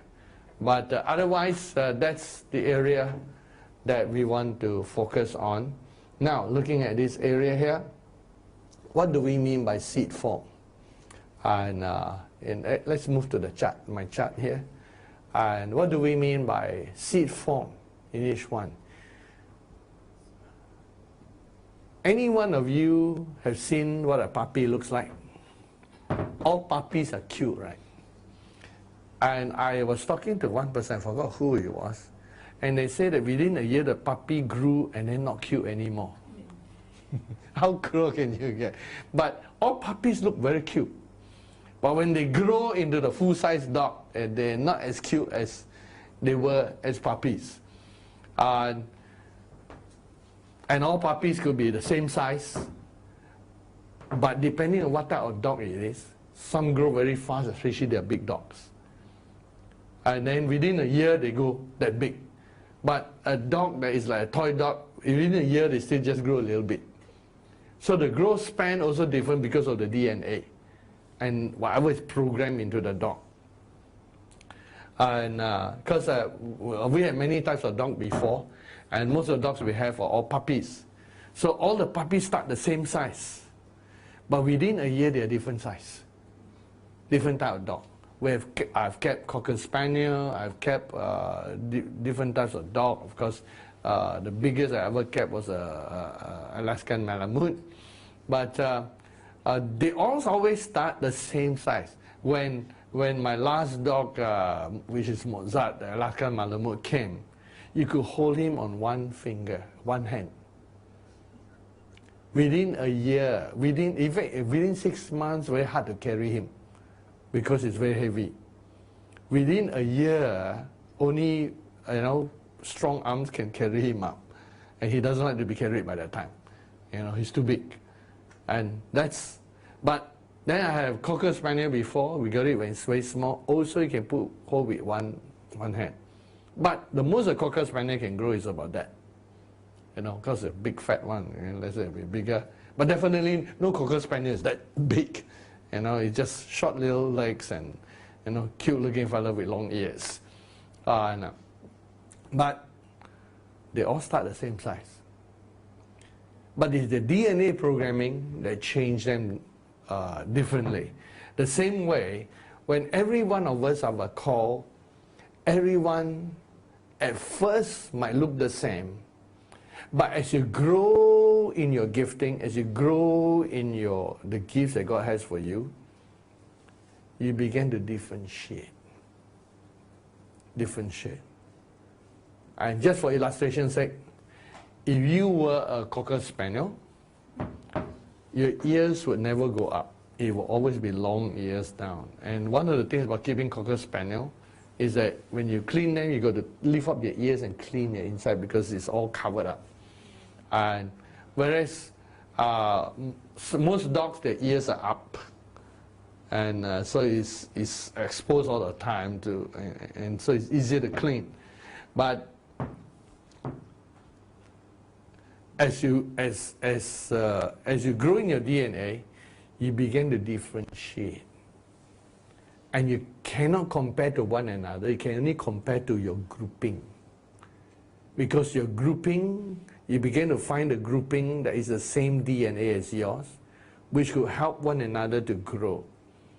And that's where, when you receive something inside you, everything that you ever need in this life is already in you. God does not give you something progressively. You grow into it progressively. All things have been given. As Ephesians 1 verse 3 says, you have been blessed. It's already given on your inside. So that's why I use the word seed form. It's already seeded into you, but a seed still needs nutrition, sunlight, and the right environment. Correct. Which brings you back to number one. And the reason why I put up there, these are all right timing and right environment. See, number one and number two are related. If I just put perfection, you wouldn't understand the relationship. But perfection is being the right place, right time, right heart, right thing, right community, right group. Everything must be right. In general, you can call this environment. So when God has given us something, it is in seed form. And in fact, a plant can grow very nicely. You could actually take the plant by the roots and transplant it into another environment that is not so good. And suddenly it doesn't grow as well.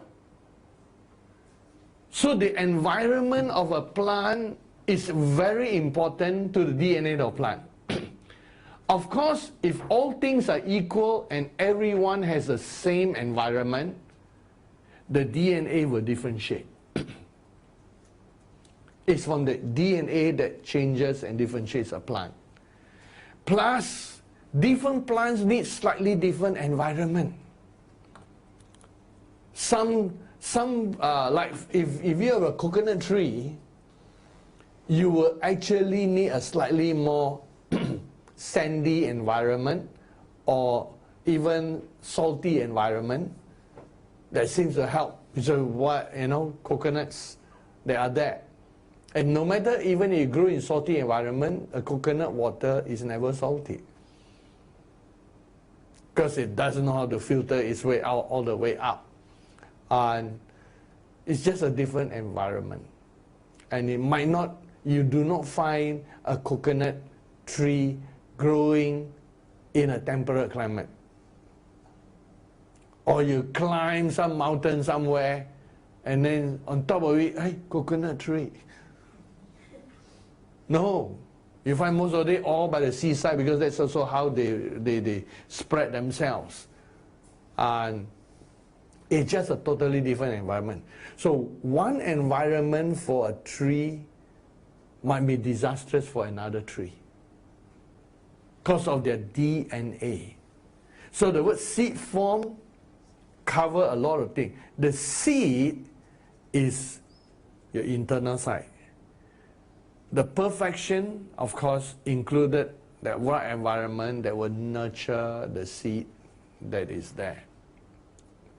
Now, these two already help us to grow to a certain extent. If you understand environment and nature, you need to provide yourself the right environment in order for the seed. Sometimes people don't produce because of the environment. I forgot which plant there is. Sometimes you could put a plant in a certain thing and it just don't have enough thing. It just cannot bear fruit. Then you change a little bit of the environment around it. You dig around the roots and all that. Remember the parable when they talk about a tree that doesn't bear fruit? And they say they're going to dig around it, change slightly the soil, everything, hoping that it will stir something to produce a fruit. And so the same way, sometimes something needs to change in order for it to produce a fruit. And just need the right environment. And everything sounds so nice, correct? But here is where the phases of the timing come. In this one, the phases of the timing. Because some plants reproduce or bear fruit and seed, especially those in the wild, after a wildfire. After the fire comes. Without the fire, the plant cannot reproduce. So it's almost like the plant is waiting for fire to come. Forest fire, which humans don't like. But it happens in the wild. Lightning comes, strike here and there, and bushfire comes and goes. And the plant will stay a long time, especially a tree. And then when the fire burns over, it bursts out. Suddenly it produces. And the seed could be lying down for a long time. The fire comes, you think destroy everything. No, it was waiting for everything else to be destroyed. And the fire, because it reduced everything back to fertilizer and everything, then it bursts, shoom, grow. You read about it, there are some wild trees that are waiting for forest fire, which is dangerous to us human beings, of course. And but of course now with human cultivating, human go and take it and make it a plant, those things. But outside of human interference, they need the wildfire to burn right through, then they grow. The fire stimulates them. Which means along the path that you take, nobody by their free choice will walk into tribulation willingly and volunteer. Take me, take me, take me. So God sometimes has to drag us kicking and screaming through the fire. Because in your natural, nobody wants to go through that. You think Job volunteered and said, God, take me? No, God volunteered him. Job never chose, and it should not, because it won't be the right choice from the human point of view. Job never chose for all his children to be killed. Job never chose to lose everything he had. Job never chose. Never chose. He was literally dragged kicking and screaming. And he did scream. He did kick. But it was God's perfect environment. How can you have patience when you're not tested for patience? The one thing Job is famous for, he was not famous for faith, he was famous for patience, which the book of James says. Look at the patience of Job. So, how can the hero of patience, the one who, if God wants to teach someone patience in the spiritual realm and dimension, God has to give him an earthly life to show what patience can bring. And it was one of his most difficult periods. After he went through that, he was doubly blessed. The question is, did he choose? No, God chose for him. Think about the men and women of God, of which many of the situations they did not choose, but God chose for him. Okay. Did Moses choose to be adopted? Of course not. Did Moses choose to go to the wilderness? To some extent, more a reaction, and that's the only place he could go to at that time. Did Joseph choose to go to Egypt? Not in the Bible story. A lot of the Bible people did not have the choices that we think they should have. It was God and His angels chose for them. I want to explain more on this seed form thing. Oops, done.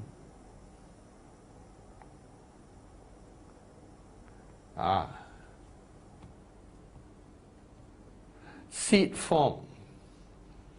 The seed needs an environment. Sometimes God allows you to choose, but God is wise, because He knows if He leave it to us, we will not choose something. We will not choose a certain path. And God has to choose that path for you. The only thing you can take care. Now, what happens if God chose a path for you? You are still in control of some area. You are in control of how you react. Job did not choose the path, but he can control what he says, what he believes, what he thinks, what he do. He can still choose. It is important to understand that even in a path that God chose for you, and God can choose it in a way that is not doesn't look directly by God. It looks like human being did it, but it's still the path that God arranged for you. I give you another man, Daniel. He did not choose to be captured. He was captured. Once he is captured, he don't have much choice. Everything was other people choose for him. Correct. And when they look at all the people, they say, okay, you know, God says He will, God arranged it that he was put among those young men who were quite bright, to be trained to serve the king. So there were a lot of places when he didn't have choice. He didn't have choice to go to Babylon. He didn't have choice to be chosen among that group. You know, a lot of things he didn't have choice. But within the places where you don't have choice, he still has a choice. When he was told to eat anything they provide, it looked like he has no choice. But he created a choice. Because as a Hebrew boy, wanting to serve the Hebrew God, they were not allowed to eat non-kosher food. At the risk of his life and death, he asked not to eat the food. And then it became a challenge. The choice became a challenge. it says, the person in charge gave him favor. And he said, but he's concerned, because if Daniel grows skinny, his head gets chopped off. So Daniel says, test us for 10 days, see how we do. If we really look that bad, then Daniel says, no choice. So Daniel was willing to give 10 days. But here's the thing. Worst case scenario. What happened at the end of 10 days that they look really horrible? Too bad. Now you get to eat Gentile food. But their willingness to be tested for 10 days was an important thing. Let's look at that scripture, because I want you to see with your eyes, although you all know that it's there, to register into your subconscious mind too. In the book of Daniel, chapter 1. So obviously, it says, he took some of the children of Israel, among them was Daniel, appointed for them a daily provision, and 3 years training for them. And then in verse 8, Daniel purposed in his heart, he would not defile himself. So here really a slave boy struggling. And he created a choice out of a no choice situation. He wondered, do I have a choice here?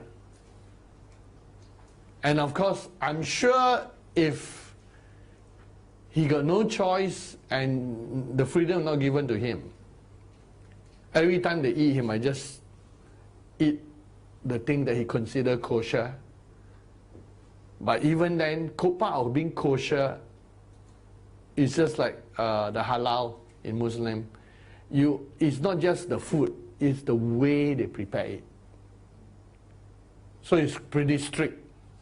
And so Daniel just asked for simple vegetables and water. And he didn't drink the wine.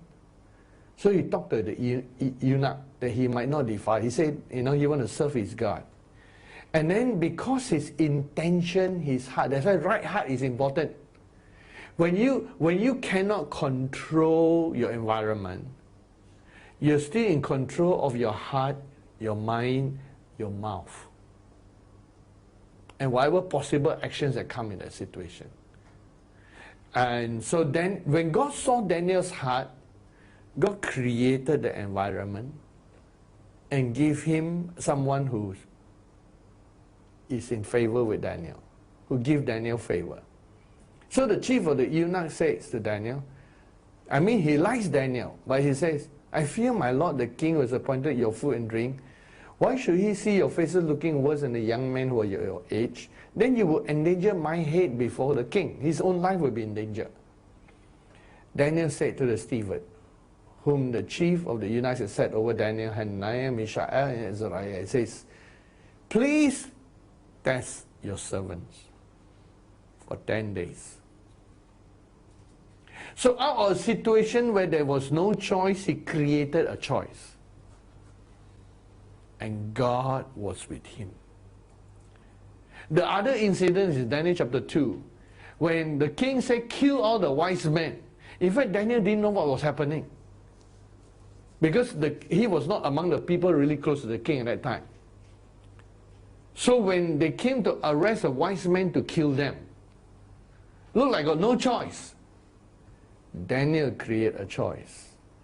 In the book of Daniel chapter 2, you see when they encountered, Daniel didn't immediately encounter the king's dream. It was a secondary level. It tells you in verse 13, chapter 2. The decree went out and they began to kill the wise men.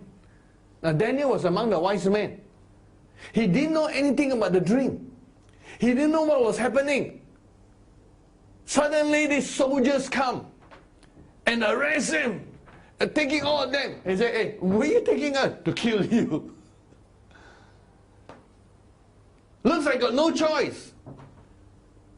And Daniel, look, he's very clever. He says, with counsel and wisdom, Daniel says, why is the decree so urgent?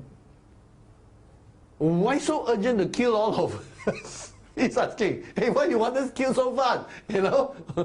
What have we done kind of thing? Why you want to kill us? Why so urgent? He didn't know anything. He didn't know anything. Out of a situation where he had no choice, a choice was created. And so, and then the way that he said he asked his counsel and all that, he was not resisting. But he's asking, why is it so urgent to kill us? And then Ariok told him why. He said, oh, because there's this wise man, they cannot interpret the dream. And the king also don't know the dream. The king forgot the dream, but the king expect them to be able to tell the dream and to interpret, which even the wise men say, nobody does that. And so one by one they were being killed. I wonder how many wise men were killed already before Daniel. Blood was shed. It's a horror story.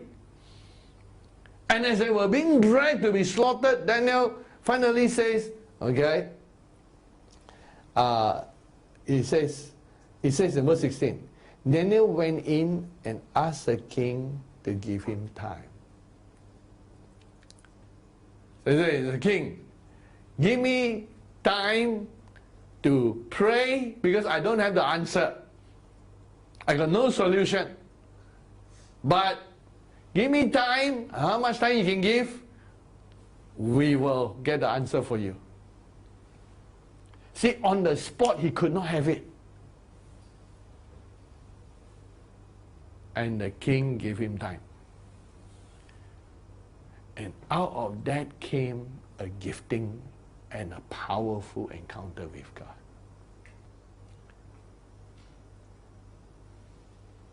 And here's the thing. Your problems are all designed to bring out the best in you. Don't be deceived by Gentile teaching and worldly teaching that tells you that the best gifting comes from the environment, nice, and we row a boat, gently down the stream.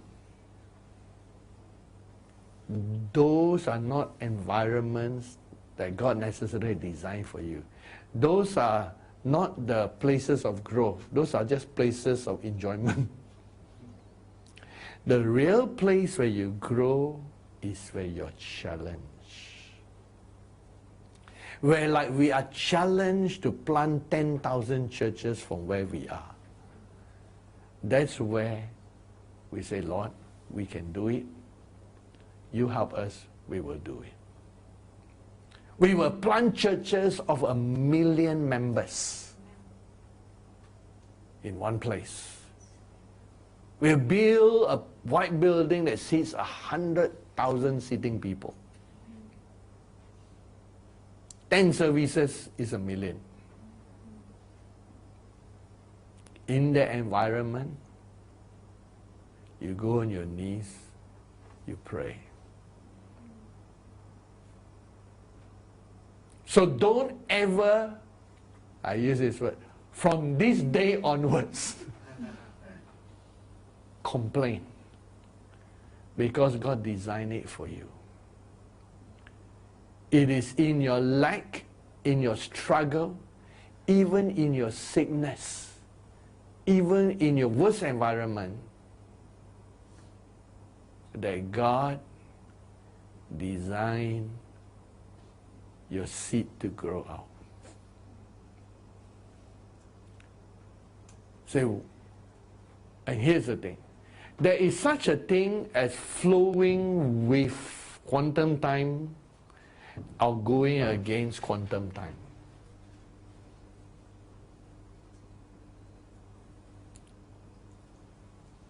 You say, is there such a thing? I got one more story to add. The Apostle Paul, okay, in the book of Acts, chapter 13, remember, Paul is a full-blooded Jew, Jew of the Jews, Pharisees of the Pharisees. And I was just talking to Jehuda on the way back yesterday from Bible study. I was saying, like, the Lord has shown me we are designed for this age we live.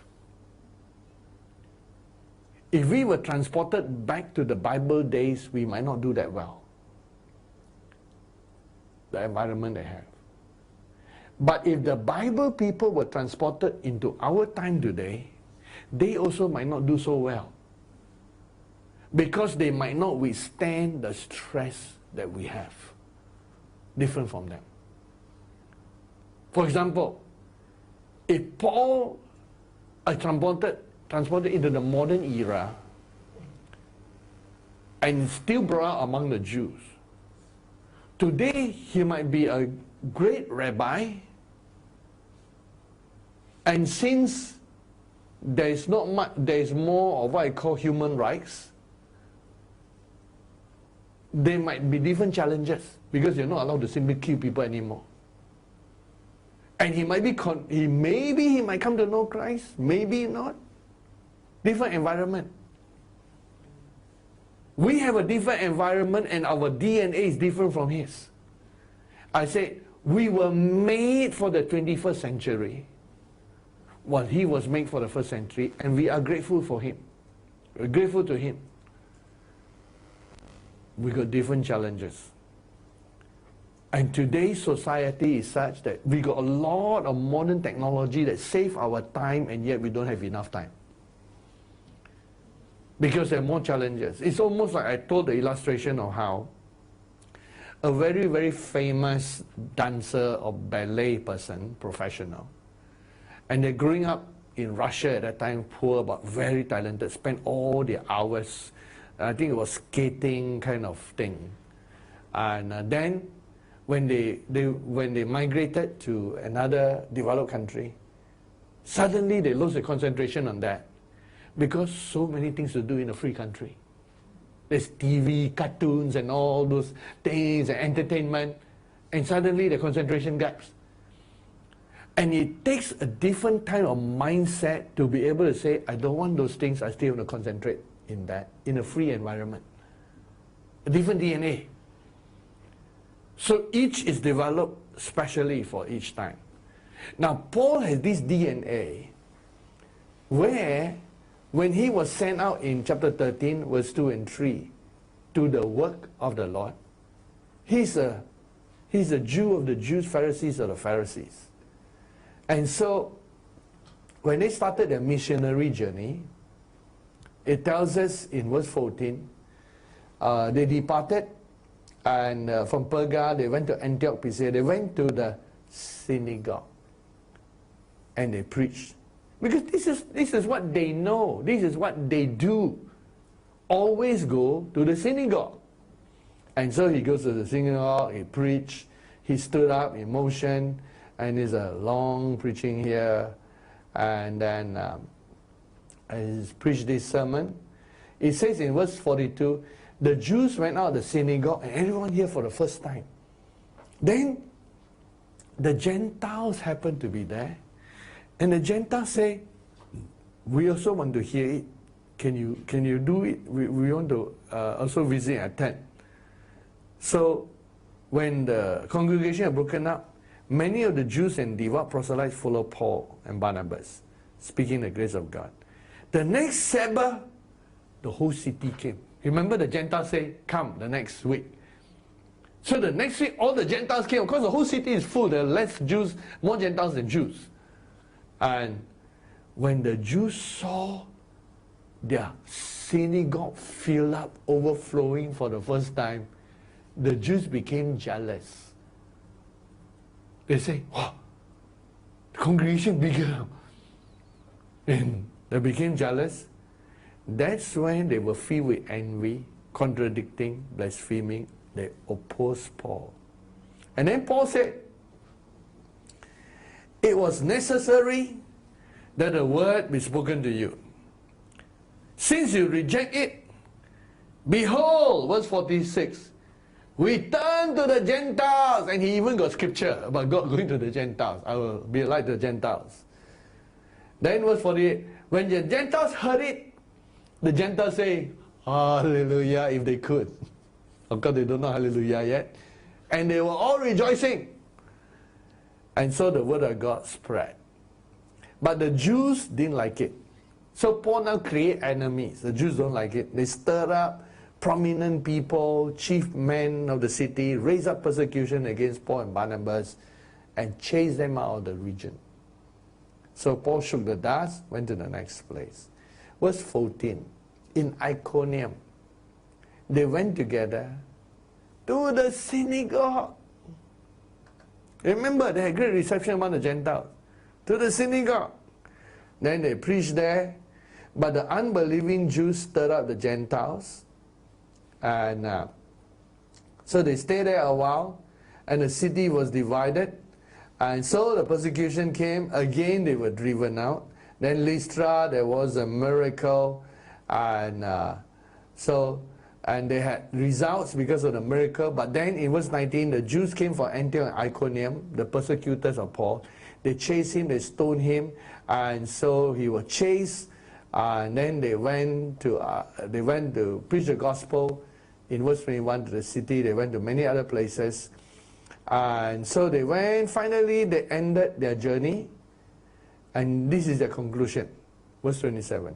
When they went back to the original place where they sent from in Antioch, the church came together and reported that God had opened a door of faith to the Gentiles. Recognize, Gentiles. Remember what Paul was an apostle to? An apostle to the Gentiles. They had a Jerusalem conference, and in the conference, they continue to establish the truth, because they need a doctrine for the Gentiles now. Should Gentiles become Jews, or can they remain separate by themselves without becoming Jews? So they settled the issue in chapter 15, and everybody was happy with the settlement. The Gentiles don't have to be Jews. That's the conclusion. So Paul and Barnabas separate because of differences on Mark, and then Paul took Silas and traveled with him in and then he took Timothy. Chapter 16 is a story of him taking Timothy. Then they started traveling wherever they went, and so wherever they go, they preach the gospel. And always as a habit, he goes, passing on the story, he goes to the synagogue. Like chapter 17, this is the second missionary journey. They went to Thessalonica, they went to the synagogue again. And of course, after preaching, they had some results, and the Jews again persecuted them. And then Paul and Silas went by night to Berea. There the Jews were not too bad, they were at least listening. But then the Jews from Thessalonica came and again persecuted them. So they went finally to Athens and different places. But the whole thing, at the end of the day, as he began preaching and preaching from Corinth to different places, Paul began to recognize one thing. Look at the final place, chapter 18. He went to Corinth. He found a Jew there, and then he preached. In verse 4, he reasoned in the synagogue every Sabbath. He was still attending synagogue. Persuaded Jews and Greeks. When Silas and Timothy came, Paul preached even harder and testified to the Jews. Verse 6, when the Jews opposed him and blasphemed, Paul took his garment and shook and said, your blood be upon your heads. I am clean. From now on, I will go to the Gentiles. Can you see something here? Sometimes we are so used to doing some things in a certain way, but God is trying to tell you something else. Paul went to the synagogues as a habit. But the door that got opened, that he concluded from his first missionary journey, was the Gentiles are ready. It's to them that God sent him. And it was his biggest congregation and biggest audience. So, sometimes God has to drag you kicking and screaming, but God is in control of the environment. What can we learn from this story of Paul? When God gives you something in seed form, I always use this word, go with the flow. You will know where to go, because there will always be something for you to do. Even if everything closed, there is always some place, somewhere open for you. Do you know how the Azusa revival started? It never started in Azusa. It started in a house. All they had was a house meeting. Imagine the great Azusa Street, that all the Pentecostals. Today there are more Pentecostals than any other denomination. And Pentecostals themselves have got many denominations. More Pentecostal Christians than any other group. It's so big that Time magazine called it the third move of Christianity. So, when Azusa Street, before Azusa Street, they actually had a house meeting. And so they were in the house, and in the end, they had to move from the house because somebody opposed the meeting. And you can read in church history, one day they came to the meeting, the whole place was locked up. They had no place to meet. God help the person who locked up the place today. When all these people have died and gone. In heaven, after they're forgiven, he will be the target of every joke, if there's a heavenly joke. Because he's the guy who wants to stop the Azusa Street revival. He's infamous. Guess what? In heaven, no reward. The devil used the person to try to lock up the place. And because they got no place to go, they go to this place like a barn. And they met there until the whole place, so many people, it collapsed. And that's how in the end the Azusa Street one started. Because there were so many people coming from all over the world. That's how the Azusa Street started. It started in a home until it was locked up, and then the famous Azusa Street came to the scene. It is important to understand God already foresaw all those things. And behind every difficulty for the seed to grow, an environment is created to bring the best of the best of the best. None of the people in the Bible have it easy. But yet they see a great and mighty God. Why should we expect it to be an easy ride? Correct? Those who expect an easy ride either never read the Bible and believe it, or they are influenced by the world. Because this is what every person in the world wants, an easy life. Without much hardship. Have lots of money, lots of finances, lots of good things in life. Isn't that what every Gentile wants? But that is going to produce spiritual apathy. That's not what champions are made from. I did not say, of course, don't take it the opposite way, that I just presented to you a life of misery, tears, fire, tribulation, persecution, opposition, and all that. I did not present that either. I'm saying that there is those things. But at the same time, look at the Bible people.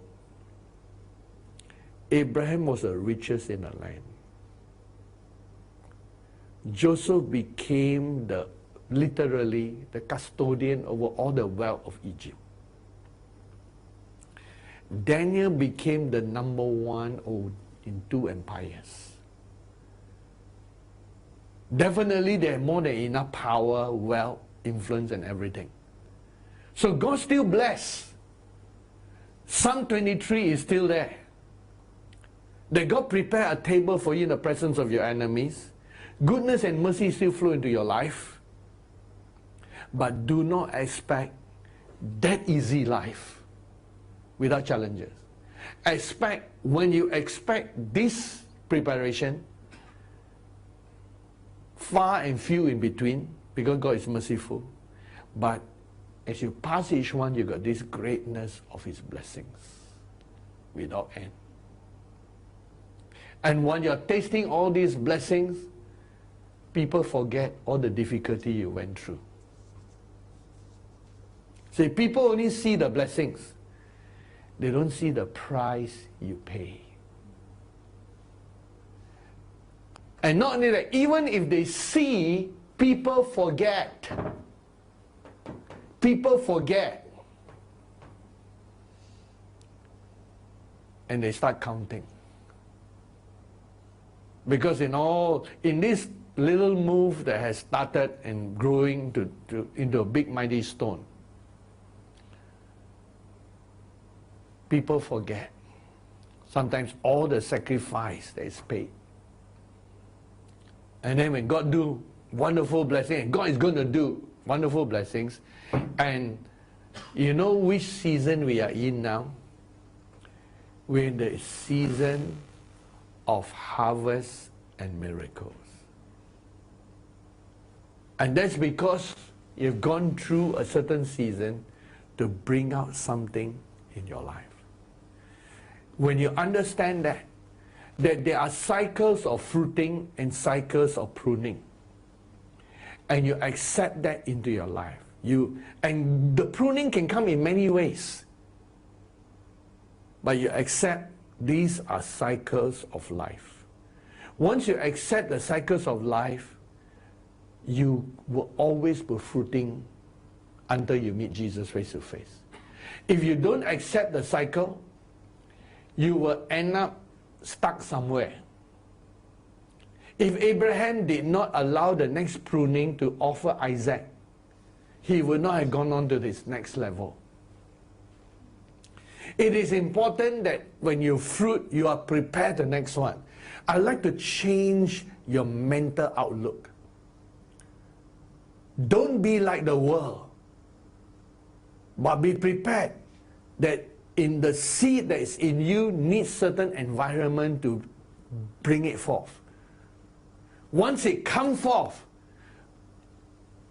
it is far above, better than any other tree. And it will bear fruit even more numerous than all the others. Look at all the other people who have a good life. Joseph overtook them within 13 years. Overtook all of them. He overtook Potiphar, his master. Imagine, Potiphar was now under him. In 13 years of suffering. We will overtake everyone in a 7 times 7 years, because it is called destiny. Destiny. Everything has to be flowing with the spoken word and the written word. So how do we flow with quantum time in our destiny? I already talked about seed form. In seed form, okay, let me do it in a little black thing.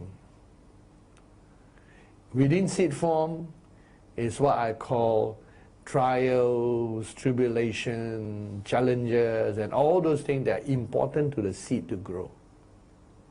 Very important. And depend what kind of a tree. Do you know why coconuts grow near the seaside? Because they use the rough seas to spread themselves. The seas where everybody else and every other type of sea gets swallowed up. But the coconut, when they drop near the sea, they will be carried to another shore and beach, and then it slowly grow there and it spread themselves. What is impossible for other trees, the coconut use as their methodology. And the same with some fir trees, they use forest fire and they adapt the forest fire as their key to spread out. And you know why? Because when you have a lot of plants challenging for the same environment, they grow in such a way that when a fire destroys everything and there's a lot of ash and fertilizer from the fire, that's when they grow the fastest in everybody. Shoo! And by the time everybody starts catching up and everything turns green again, they're really big and tall. They've adapted so that what is destructive to others became productive for them because of their DNA. And so that's all the... In destiny, this is an important word. The future changes your present and your past. Your future determines who you are, not your past. Everyone will measure you by your past, but God measures you by your future. So you must accept your future to change your past and your present. All through the Bible. And today they have discovered one thing in quantum called, in quantum theory they discover a queer phenomena, they say, where the future affects the past.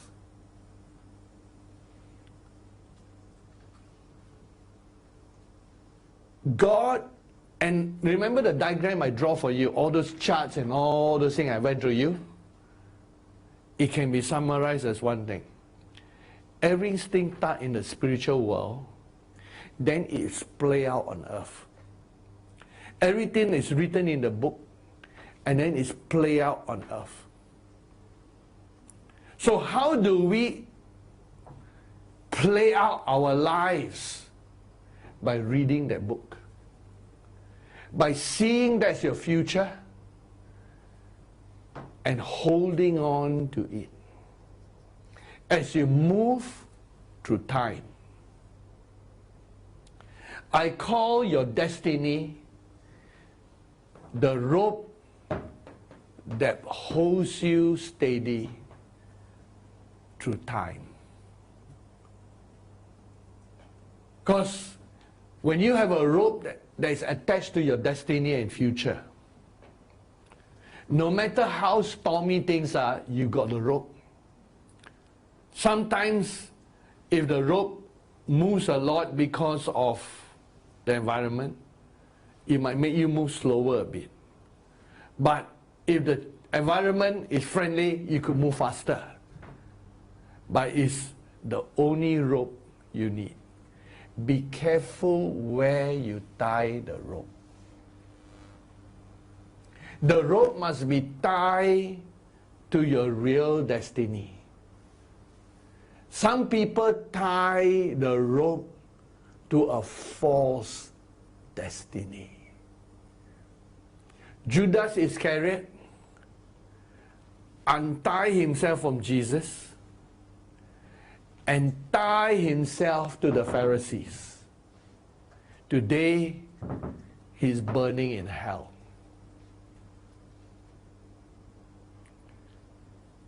We must tie our destiny to the predestined destiny that God has in our life. Now, an example of the future in a seed form, changing your present and your past. I ask you this question as I look at the Gospels. When did Jesus give Peter his name? At the beginning or at the end or in the middle?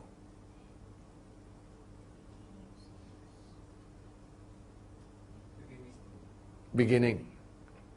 The first time when he met Peter.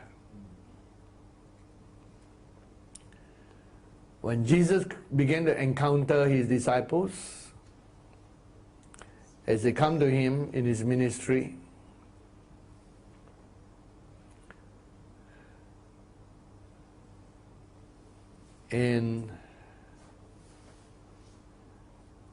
it tells you a different story here. It says, Jesus was walking by the Sea of Galilee and he saw two brothers, Simon called Peter. At that time, he's not called Peter yet.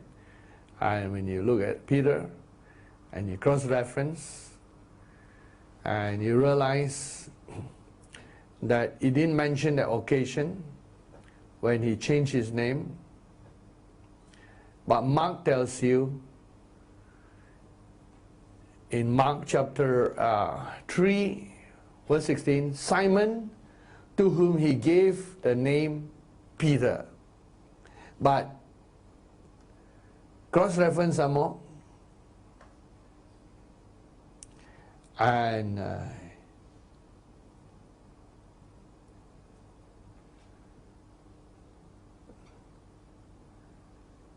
then you come here to the Gospel of John. It was John who recorded the occasion. The others just recorded it happened. This is the first time. One of the two who heard John speak, followed him, was Andrew, Simon Peter's brother. So Peter was too busy fishing. He first found his own brother Simon and said to him, "We have found the Messiah." So definitely first time. And he brought to Jesus. Jesus looked at him and said, "You're Simon, son of Jonah. You shall be called Cephas," which means Peter, a stone. Cephas and Peter in the Greek is like what I call a nickname, pet name, and an official name, meaning a stone, a rock, interchangeable. That was when Jesus changed his name. Even Corinthians sometimes call him Cephas, sometimes call him Peter, because in the Greek it's like those changeable names. And Jesus changed his name because that was his destiny. Later, when the blessing came on Peter in Matthew 16, Jesus says, "You are Petros, and on this Petra I will build my church." See, he was slowly discovering his destiny. But notice, the earmarks of his destiny is this quantum time. When you handle quantum time, because quantum time means time is your servant, not your master.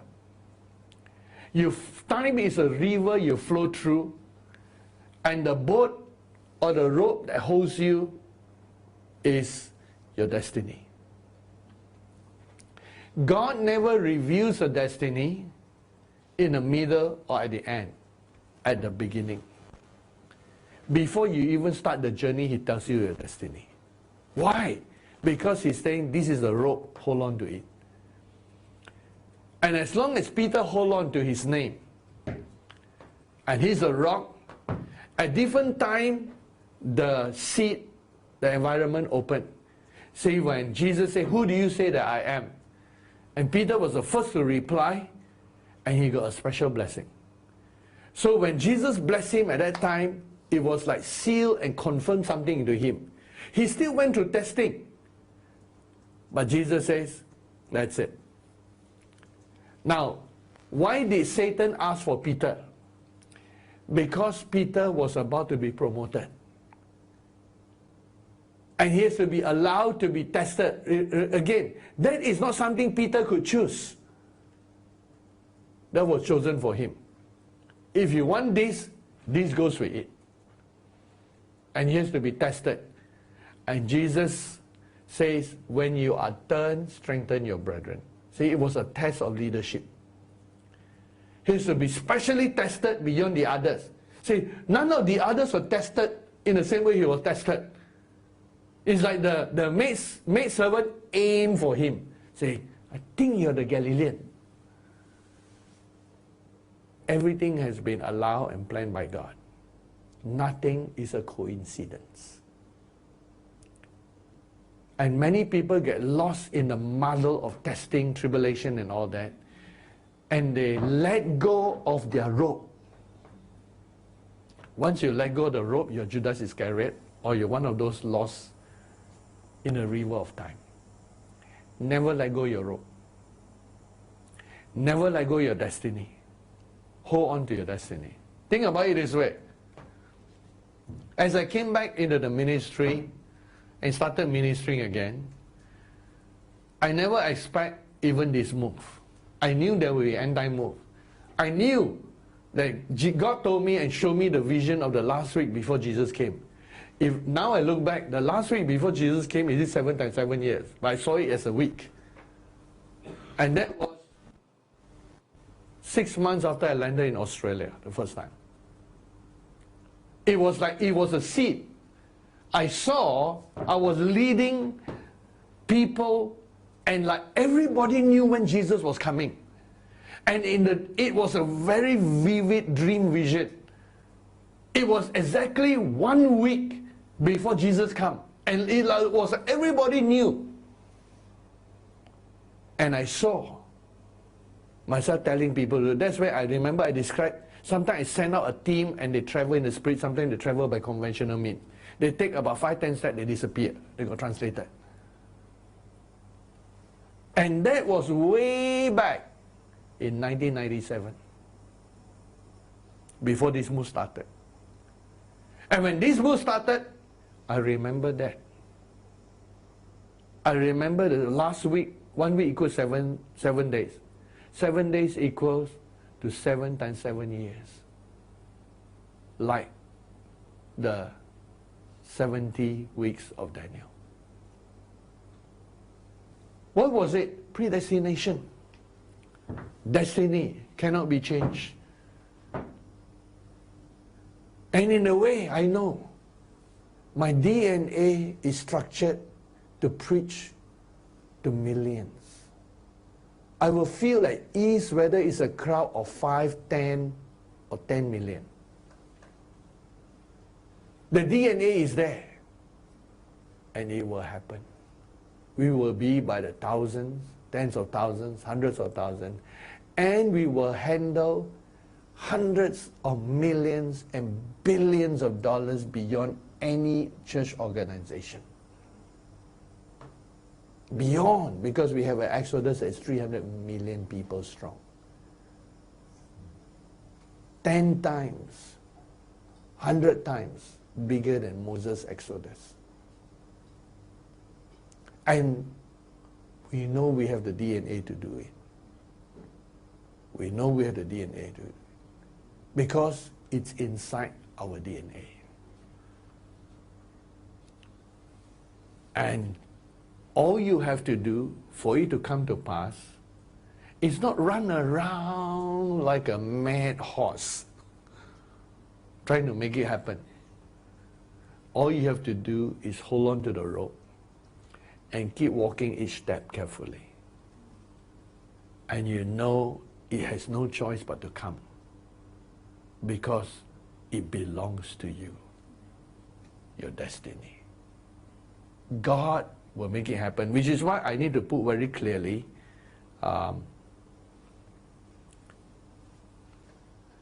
you know why I put number 1? If you don't understand number 1, you will struggle with number 3. It's the grace God has put inside your life. It is a DNA God has seeded into you. You always just seek the right environment to be in the right place. And with a willing heart, the seed will grow in all its fullness of time.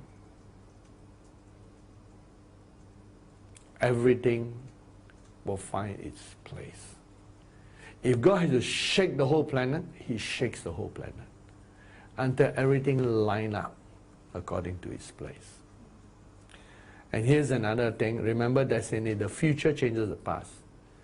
God gives you a vision of your future. Why is it that the Holy Spirit shows you things to come? Because the way forward is to hold on to the future changing your past and your present. It's always a revelation of the future that you hold on to that will change your present situation. That's how you handle quantum time. Because quantum time is knowing that it's going to happen. Now tell me, how did Jesus live his 33 years on earth? By knowing his future every time. At the age of 12, when you record among his speeches, he says, "Don't you know that I must be about my Father's business?" He told his parents. They apparently don't know. And Joseph might be wondering, okay, Father, I'm your father. But Jesus was talking about another father. The father's business was not the carpenter shop, but the father's business was him being the Messiah. But he submitted to them. He was 12 at that time, which means 18 more years of submission. He was willing to wait, but his future was changing his past and his present. And Jesus always seemed to know what to do at each time. He did not have it the easy way. He was Jesus, perfect. Sometimes, like Luke 6, he has to pray all night. Then many times you see him spending all night waiting on God. Why is he waiting? Because every time he says, and Jesus himself said, the Son of Man will do nothing except what the Father showed him. That's how he governed his life. That's in Gospel of John chapter 5. His whole life was the future, and sometimes a few days in the future, sometimes maybe whatever God shows him. In John chapter 5, Jesus made this statement, and he says, I say to you, the Son of Man can do nothing of himself but what he sees the Father do. That means he knows what's to happen before he does it. And if I ask you to this question, some of you might say, oh, we are not like Jesus. But I challenge you this. Jesus has shown each one of you your future. Glimpses of it. Different parts. And the difference between you and Jesus is this. Jesus believed everything. We must be like Jesus and believe everything. It might look impossible, believe it. Hold on to it as a rope that came from your future to your present and your past. That you will hold on and hold on and hold on and hold on. Because the devil's only purpose is to make you let go of the rope. Again, I say, there are many situations where you're robbed of your free choice. But there are many situations where you create your free choice. No matter what free choice you're robbed of, you will always have freedom of lips, freedom of thinking, freedom of heart. And out of that can be born your choice of what you do. If you do something wrong, you complain instead of praise, something changed. You think wrongly instead of think rightly, something changed. Your heart believe wrongly instead of rightly because you start believing all the things you see here instead of your future. You see the present, and your present is changing your present instead of your future changing your present. Also, you're gone. Remember, what is quantum time? God sees everything as done.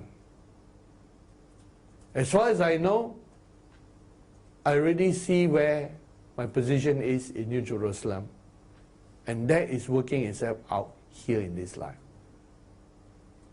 Your future changes your present. Because all that God has ever done is just a story that He's telling about Himself through our lives. His attributes, His strength, His power, His grace, His mercy. So Jesus has the future changing His present and His past. But I always say future change past, because in the future everything is in the past. And here's another one.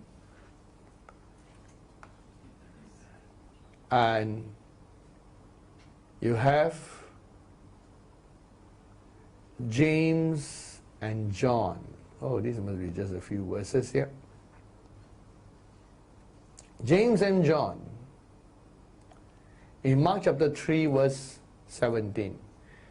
James, the son of Zebedee, and John, the brother of James, to whom he gave the name Boanerges, which means sons of thunder.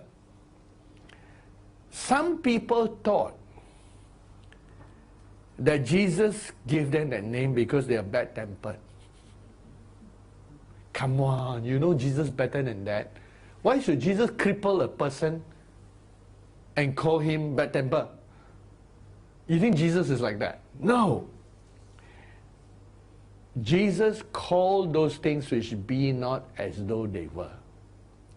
This is the nature of God and quantum time. In Romans chapter 4, Paul understood this principle. In Romans chapter 4. And I remember, now this move of God is not easy to lead. It takes what I would call steel and strength, titanium strength, to pull this move through. But it's the grace of God. I remember when I first started in a ministry, and before we even started any church, and I was in Penang, and I was living in a rented little room, just came out from the Baptist denomination, and was just independent. And the only meeting we had regularly was a small little house meeting with about 4 or 5 people, and we prayed. But there I knew that God was going to help us plant mega churches that would change Asia. At that time, was mainly aiming at Asia. And I remember we did a bit of evangelization here and there. We went to a place called Rifle Range, and we put all the chairs there, and then we had like a little home they could use, and then we used that to evangelize and give tracts and preach. And I was preaching to about 4 or 5 people. I said, one day this message will be heard by thousands. And I preach, faith is believing without seeing. I said, I don't care what I see, but when I close my eyes, I still see thousands of people. And then we began to grow and grow and grow. It took time, not overnight. Slowly it grew. But God has to build things in us. We have to learn the gifting of the Spirit, we have to operate the gifts and all those things. And so finally one day God opened a door to a charismatic place. And at that time the charismatic move was already moving. So then God opened a door to preach in Kuala Lumpur.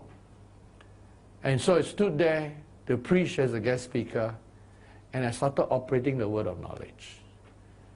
From that day onwards, everywhere I went, crowds followed. Because they said, we haven't seen any Asian doing that. At that time, most of them were all overseas people. And so they wanted to do. So our next meeting was in a home. The home was so crowded, it overflowed outside. No, it now cannot fit into the home.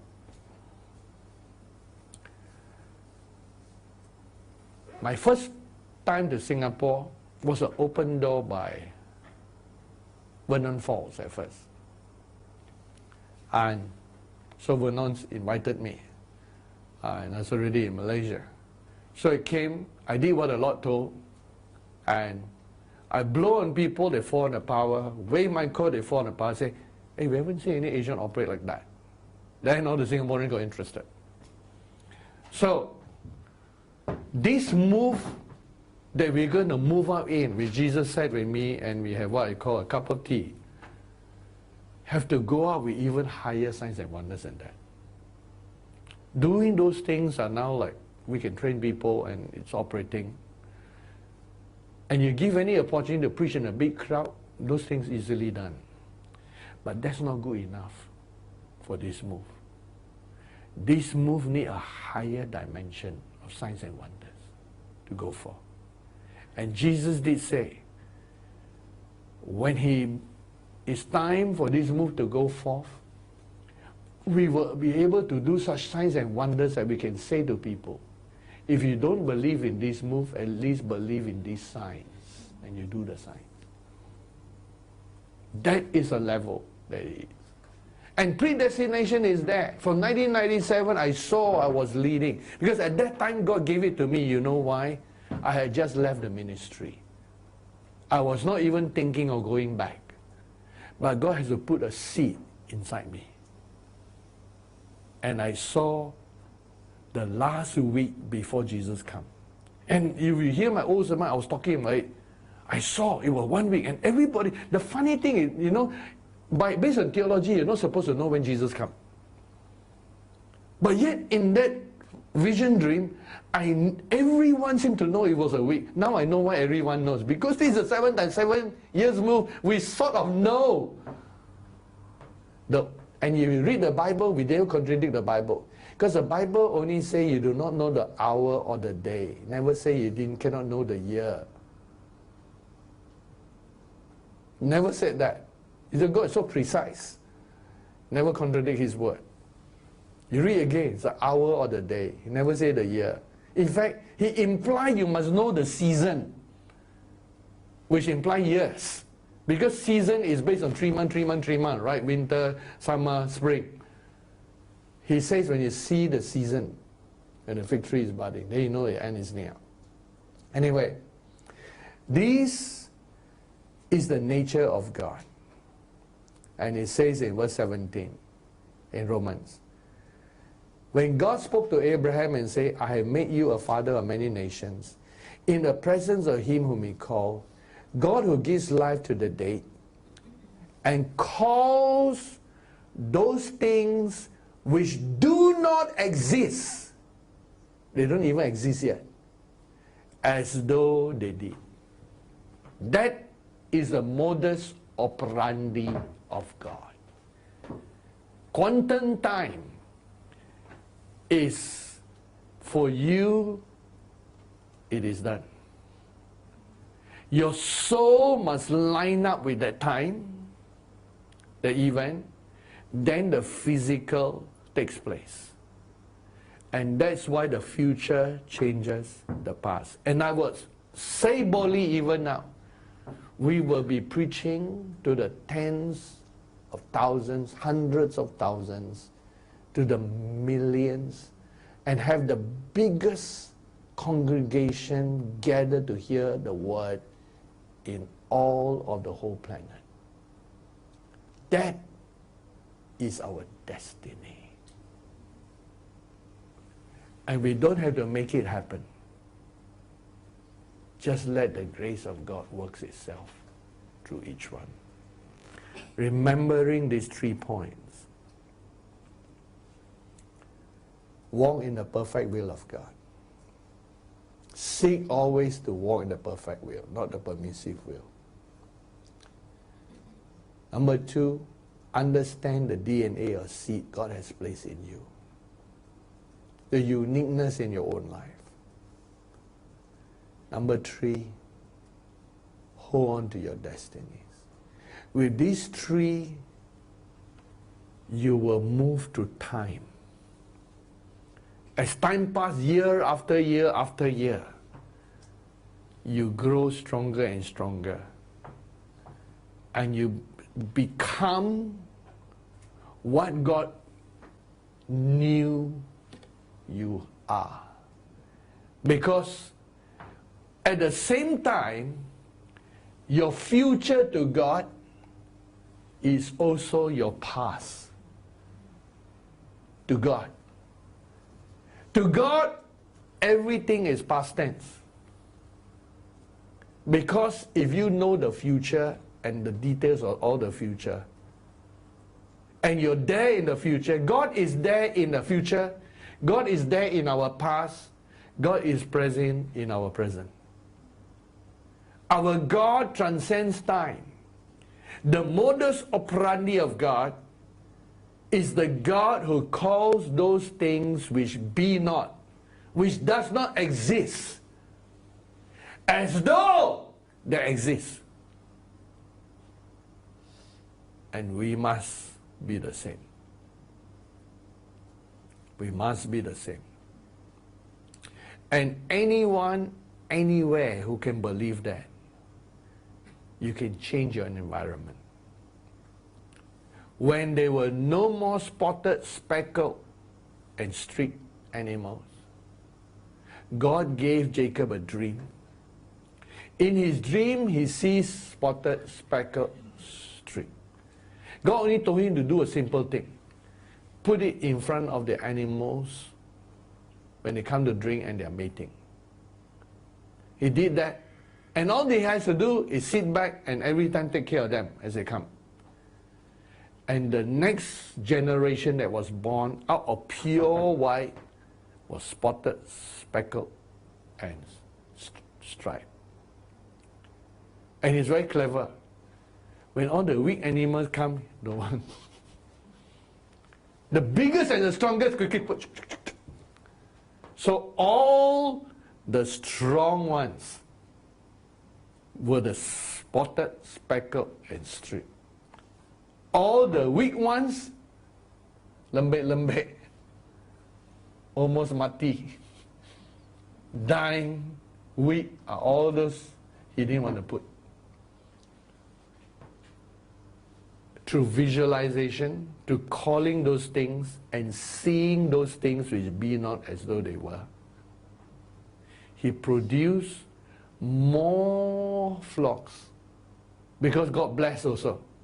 The animals reproduce even more than Laban's lot. What is a crowd? What is fame? You see today's papers and news. What is famous today is gone after 10, 20 years. Fame is a passing thing. What are crowds? Crowds might gather on a certain day, but might disappear the next day. In USA, there are mega churches that are empty. And then suddenly, something that had no crowds, everybody crowds. They come and go. And what is money? You see, even people who have lots of money, suddenly all disappear and they're working ordinary jobs. All these come and go. But there's a force behind all of them. The destiny of God. And why I mention destiny? Because if it's not God's will for you to hold $1 billion, and you try with all your power and might to hold on to it, and you even manage it by the skin of your teeth. Skin of your teeth, because in doing it, you lost all your teeth, only the skin of your teeth left. There will be a shaking that comes, and you will lose everything. You cannot keep what God never gave you. You cannot keep what God never gave you. You cannot have what God never predestined for you. Everyone will have their destiny. Each one must function in their destiny. And your DNA is functioning in whatever capacity. You can tell. If you were made for the millions will come to you. And if you were, don't talk about ministry alone, let's say in the business, you're supposed to handle $100 million business. Right now, your DNA will operate like it does even when you're operating a hawker store. Because your DNA is who you are.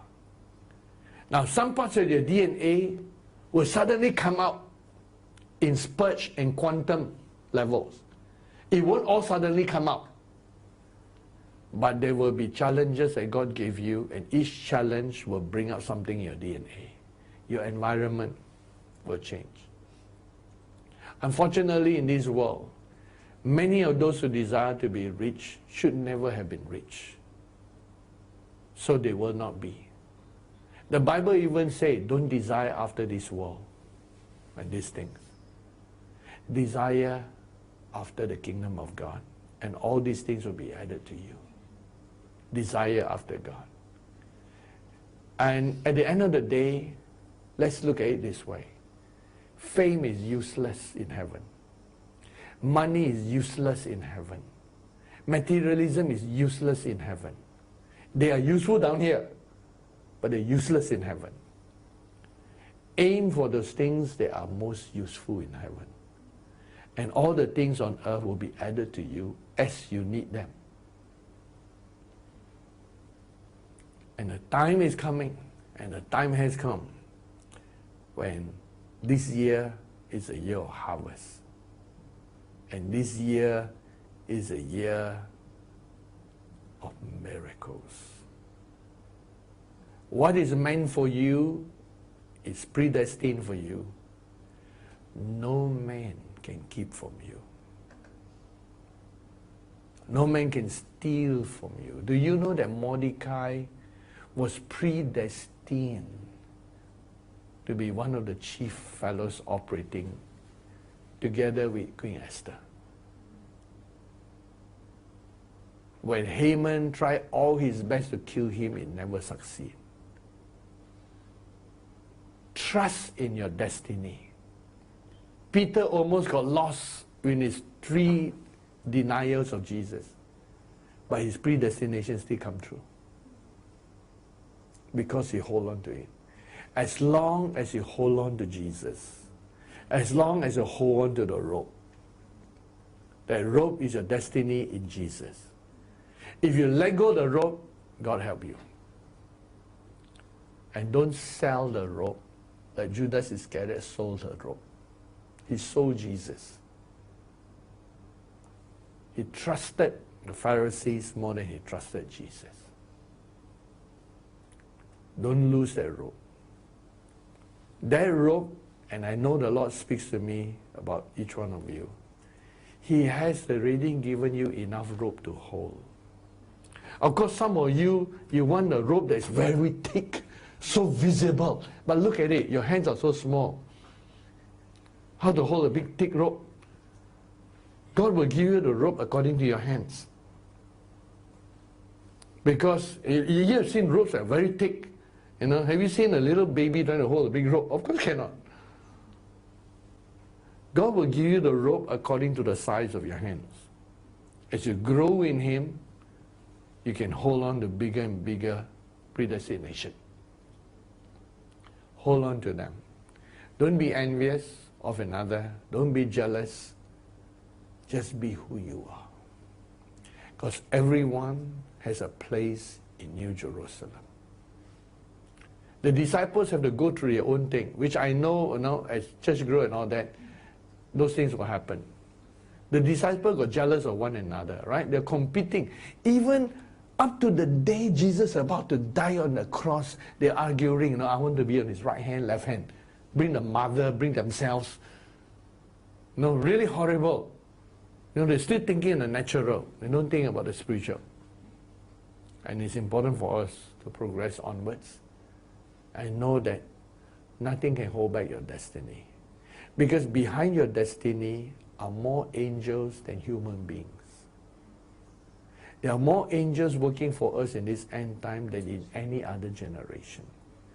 And all the angels are ready to execute things that line up with your predestination. The only thing God asks you is accept your predestination.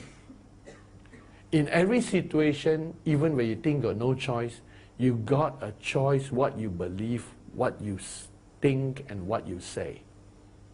There's always a choice. Always controlled by your reaction. So we need to flow in that manner, and the mystery of quantum time unfolds, and you can have quantum time works for you. Quantum time is like time is completed in God. Everything is already past tense. He knows every decision you make. And all you have to do in each day, each life is say, Lord, what's the best move and decision for me to work out today? And you live day by day, asking God to show you. And you don't have to see 1,000 steps. You just have to see one step. I don't have to see 1,000 steps ahead. I just have to know what is my next step to put my foot in. And by taking one step at a time, like the Chinese proverbs say, a journey of 1,000 miles starts with the first step. You just have to take the first step. Then the next step. I only need to see one step at a time. And you will be across even the most difficult terrain, taking one step at a time. And all you have been prayer walks and all those things, and you know that sometimes just taking one step at a time is better than standing still because suddenly everybody is far ahead. One step at a time. It's important for us to know where we are in quantum time. Since this is the end of next week, I will be more open to Q&A on all the mysteries of God. But today, on the quantum time, before we go into prayer, are there any questions on quantum time? Since it's a bit complex topic. Part 2.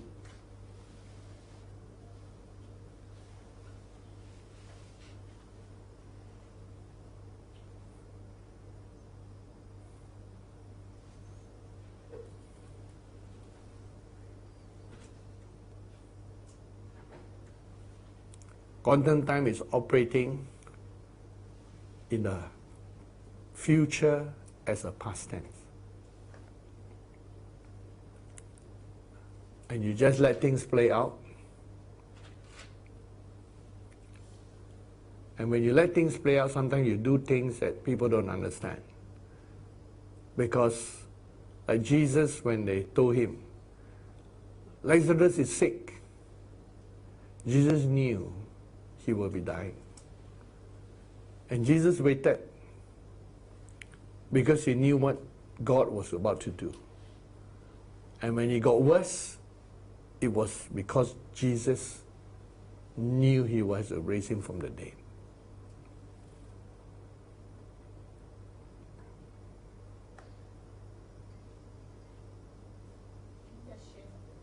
Oh yes, okay, give her the microphone. Yeah.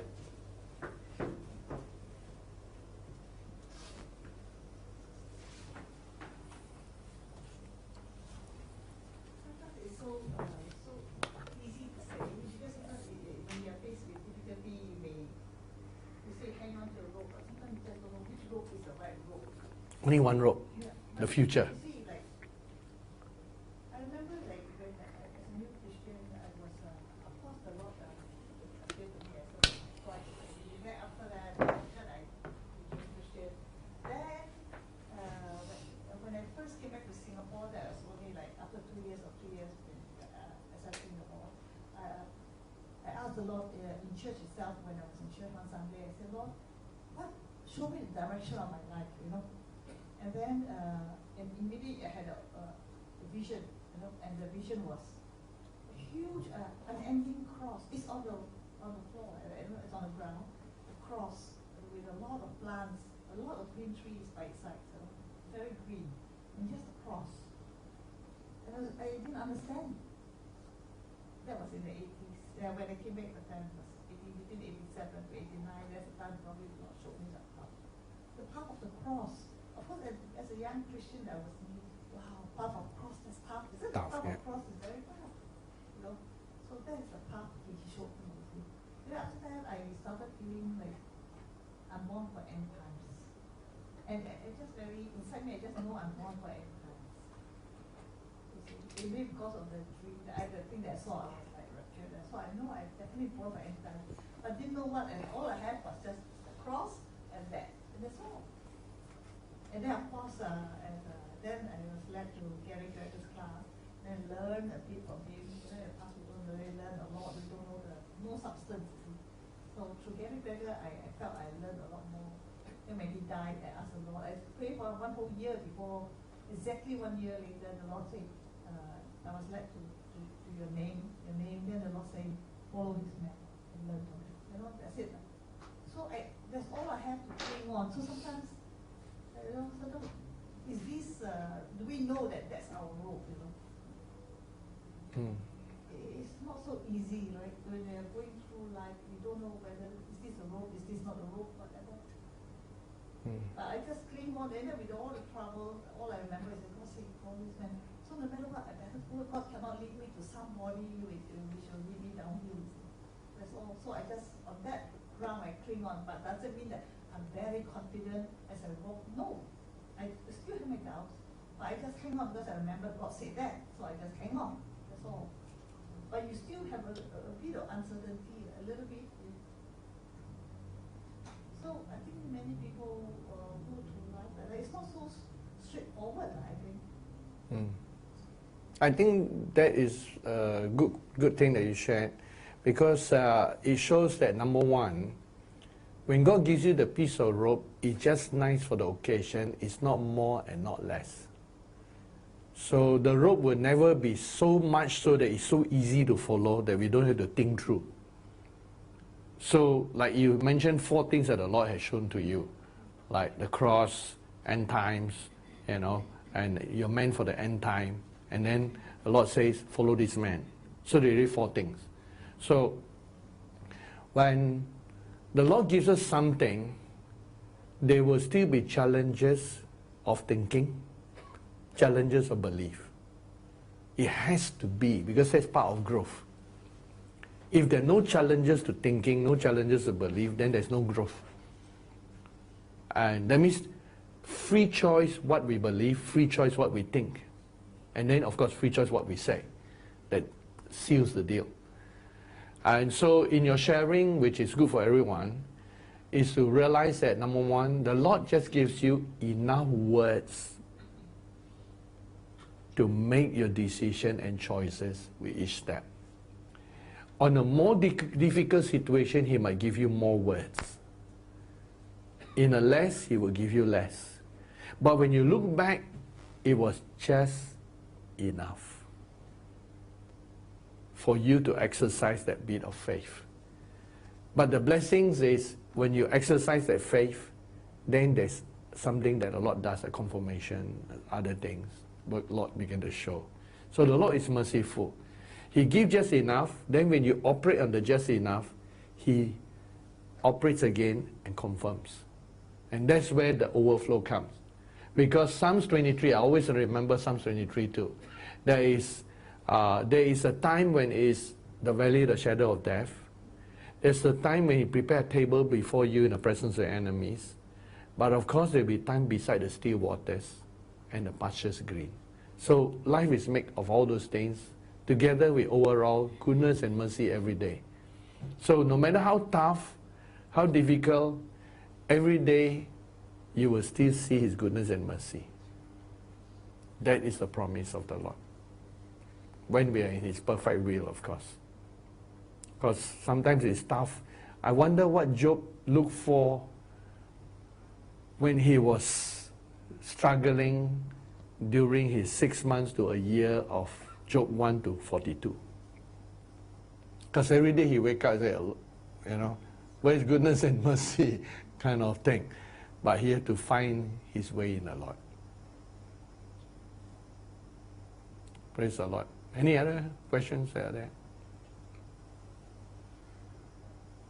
Dr. John, I just want to ask regarding like Apostle Peter, when he started, like he was just like a layman, and then he knew his destiny at the beginning, and then as he, you know, had his journey with the Lord, and you know, when the Lord left, he continued to lead the church. Was there some change in him, in which the way he held the rope changed? Is that something there? Like, is it like a child growing? You know, as he got more mature, it was more like the character of who. Just specifically talking about. Apostle Peter. Okay. Yeah, so like, is there something we can learn from his growth in holding on to his destiny that helped him like go forward? Okay. Because he has to be a leader, he has to go through more trials than the rest. So before when I asked the Lord, why is Satan asked for him? Satan didn't ask for anybody else. And because he was the next leader if Jesus leaves. So he has to be tested. And Jesus knew he has to go through that, so Jesus allowed him to be tested. And though it looks like he denied Jesus 3 times, the one thing good is when Jesus appeared, he said get back to him. And so that's why Jesus asked him 3 times whether he loved him. Now he was always supposed to lead the church. And Peter only began to waver when he stopped his leadership role. So you see here in the book of Acts, he began to relinquish his leadership role in Acts chapter 10, Acts chapter 10 and then Acts chapter 11. After he went to the Gentiles, the Judaizers were getting stronger and stronger in the church. It tells us in chapter 11, when he returned back from a successful meeting in Cornelius' house, and they heard that the Gentiles had received the word. Now, this is the first time that the Gentiles had received the word in the church time. Verse 2, opposition come. In verse 2, when Peter came up to Jerusalem, those of the circumcision contended with him. And he said, you went in to uncircumcised men and ate with them. Already it was a theological thing. Because he's saying you're behaving like a Gentile and not like a Jew. That's a basic question. And God was shaking up the Jewish theology. Remember how I said God would take you kicking and screaming to places you don't want to. And Paul always wanted to go to synagogue. God had to drag him out from that. Peter always wanted to be a Jew. But yet, every time he got bring him to a Gentile, he struggled with being a Jew. God was shaking his culture and tradition. God wanted to break him. And unfortunately with him, God never succeeded in fully breaking that. Although he was good. Because later on in Galatians, Paul has to scold him when he visited. So in the book of Galatians, he got a scolding from Paul. Even Barnabas got scolded by Paul. And Paul mentioned the incident when he mentioned the incident where he scolded Peter and told them not to flow with that. Oops, let me highlight Peter. And in the book of Galatians, when he mentions him, I passed by. Okay, here he is. And chapter 2. When Peter had come to Antioch, I withstood him to his face because he is to be blamed. For before certain men came from James, and that is in Jerusalem, he would eat with the Gentiles. When they came, he withdrew and separated himself fearing those who were of the circumcision. Fear of man. So that fear of man also prevented him from being bigger than what he should. It's always fear that makes us smaller. And so he was effective, but you can see now why God has to use Paul to bring the revelation for the Gentile. You know who should have solved the Gentile problem? Peter. You know who ended up solving it? Paul. If Peter had stopped it in Jerusalem, they would not grow so big. But he was tolerating them in Jerusalem, and they were going out claiming to be from the Jerusalem church. So remember Acts 15, how it all started. They came to Antioch, and they told the Antioch church, we come from Jerusalem. It's like they got authority. And at that time, it was a home base of Peter, before Rome became his home base. In verse 1, certain men came down, in chapter 15, verse 1 of Acts, from Judea, and said, unless you're circumcised according to the custom of Moses, you cannot be saved. Now, think about it. These are the people from Jerusalem church. They allow that wrong teaching to propagate because Peter was afraid of James. And he was afraid of the circumcision people. When he was a leader, I never see where Jesus appointed James to be the leader. He just became a natural leader. God actually appointed Peter. So sometimes when we don't flow because we are going beyond our comfort zone, we don't want to go, revelation also stops. Think about it. I believe there are many people who could be open to this end-time revelation. But you know, they have to move out of their comfort zone. And many are not willing to move out of their comfort zone in doctrine, in practice, so God cannot show them some more things. For me, I got nothing to lose, because my only reason for coming back to Christianity is I want the real thing. Don't forget, when I left Malaysia in 1996, I was fed up with the church. I was fed up with Christianity. I was fed up with Christians. I was fed up with ministers because they don't practice what they preach. Talk about love, there's no love. Talk about forgiveness, there's no forgiveness. Talk about selflessness, they're all selfish. And I'm talking about a group of people that I sacrificed my life for. And I only was willing to come back because I said, I only want genuine Christianity. For me, I don't even care whether big or small group. Just a group that believe that the Bible can be true today. And surprise, surprise, it ended up with all this end-time move, which prophecy that changes the whole world.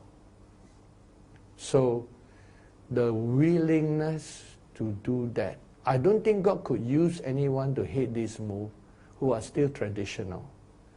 I don't think God can use anyone to hate this move who fear man. I don't think God can use anyone to hate this move who fear persecution. I don't think God can use any man to hate this move who fear poverty, challenges, or anything. I don't fear those things. And I don't fear men. And I don't fear controversy. And I do not need approval of men. So, Peter began to fear men, and that began to stun him. Of course, he slowly might have got out of it. During the time when I was with the first 7 Thunders, we used to talk about the Bible things also, and the book of Acts. And it says, during the time as the church came nearer and nearer to the book of Acts chapter 15, in Acts chapter 15, those who were for the right to have the Gentiles free were deep in prayer while they are having the meeting and discussion. Those who were for the Judaizers were out campaigning, talking, and persuading people. So by their lifestyle of prayer versus using words and human methods was showing who was right, who was wrong. And by the time they settled the issue, good thing that the good people prevail. And Peter in the end did speak up in chapter 15. So that's where he found his voice. But surprising, the other people who spoke out are Paul and James. And so in the end, it's not God who limits our destiny and what we do. Our own fears and boldness limit us. So it's a good question to learn from Peter, his success and his failure. Towards the end, he ended well because when he left Jerusalem and he went to Rome, I think it was the right move. Of course, we believe that he knew what God wanted him to do. Because Jerusalem was becoming more and more influenced under James, and the brother of Jesus, half brother. And the tradition was so strong to be a Jew that giving way to the Gentiles was not so easy. It's too established. Culture and traditions start coming in. You know. So we can learn from Peter on that, from his boldness, from his zeal, but also learn from his fear of man and not to have that. Praise God. Any other questions?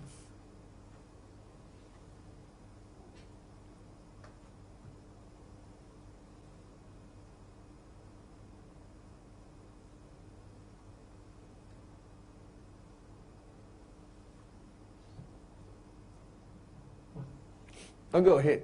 Yeah, nobody asking can ask. Yeah, because how can visualize? Sometimes we receive like what Sister Deborah mentioned, some words from the Lord, and then later as we move on in life, because of the cycle of life, we get busy and do things, and then those things we may have passed our mind, and if we had remembered that, that would have helped us in many situations which could have been avoided. So is it like a consciousness of what God said and making choices about in relationship to holding the rope all the time? Like we hold the rope sometimes, but how do we learn to hold it all the time? Tie the rope around you also. Yeah. Okay, I would say this is a lesson I learned. Write down what God speaks to you, which all you have started doing. But the other thing is also write down what you want out of your life. And that I did very early. I remember I started with 10 points, what I want to do, that time, what I want to do before I die. And then slowly I also added a point, I want to be translated like Enoch, so no more dying, but what I want out of my life. So through time it expanded to 17 points. And every day I would take up, I still have it, I still keep that somewhere in my archives. Yeah, but things have changed. Not every day it's just talking to the Lord because it's more visible now. But at that time, I would open it and every day and make it very tiny and small, put it in my wallet and carry everywhere. And I will open it and I keep reading it and praying, reading and praying, reading and praying, reading and prayer. And I still have that in my file. I type it and make a bigger piece. And so I had 17 points that I told everyone, even in the 90s, I said, if I finish this, I'm ready to go home. That's all I want out of life, finish this. And I did that for 10 years, 20 years, and then by the time 2012 came, even during the time when I was in my waiting years in Australia from 1997 to 2006, I still had those things in my file that I still meditate from time to time. And by knowing what you want out of life, you're set. Life is this. I found that life is this. If you don't know what you want to take out from your life, people will impose on your life. Circumstances will impose on your life because you don't know where the priorities are, or you just be carried by life, because life moves and life carries you. But by choosing what you want out of this life and this earth, and saying, this is my goal. In other words, this is my goal. This is what I want out of my whole life. And I even said, when I stand face to face with Jesus, if any of these 17 points don't come, I will be standing there and say, it looks like, if nothing finished, you're going to send me back. I want to finish all those things. That's how much I want those things. And all those are things I want to make sure I achieve in this life. So that has been a daily thing.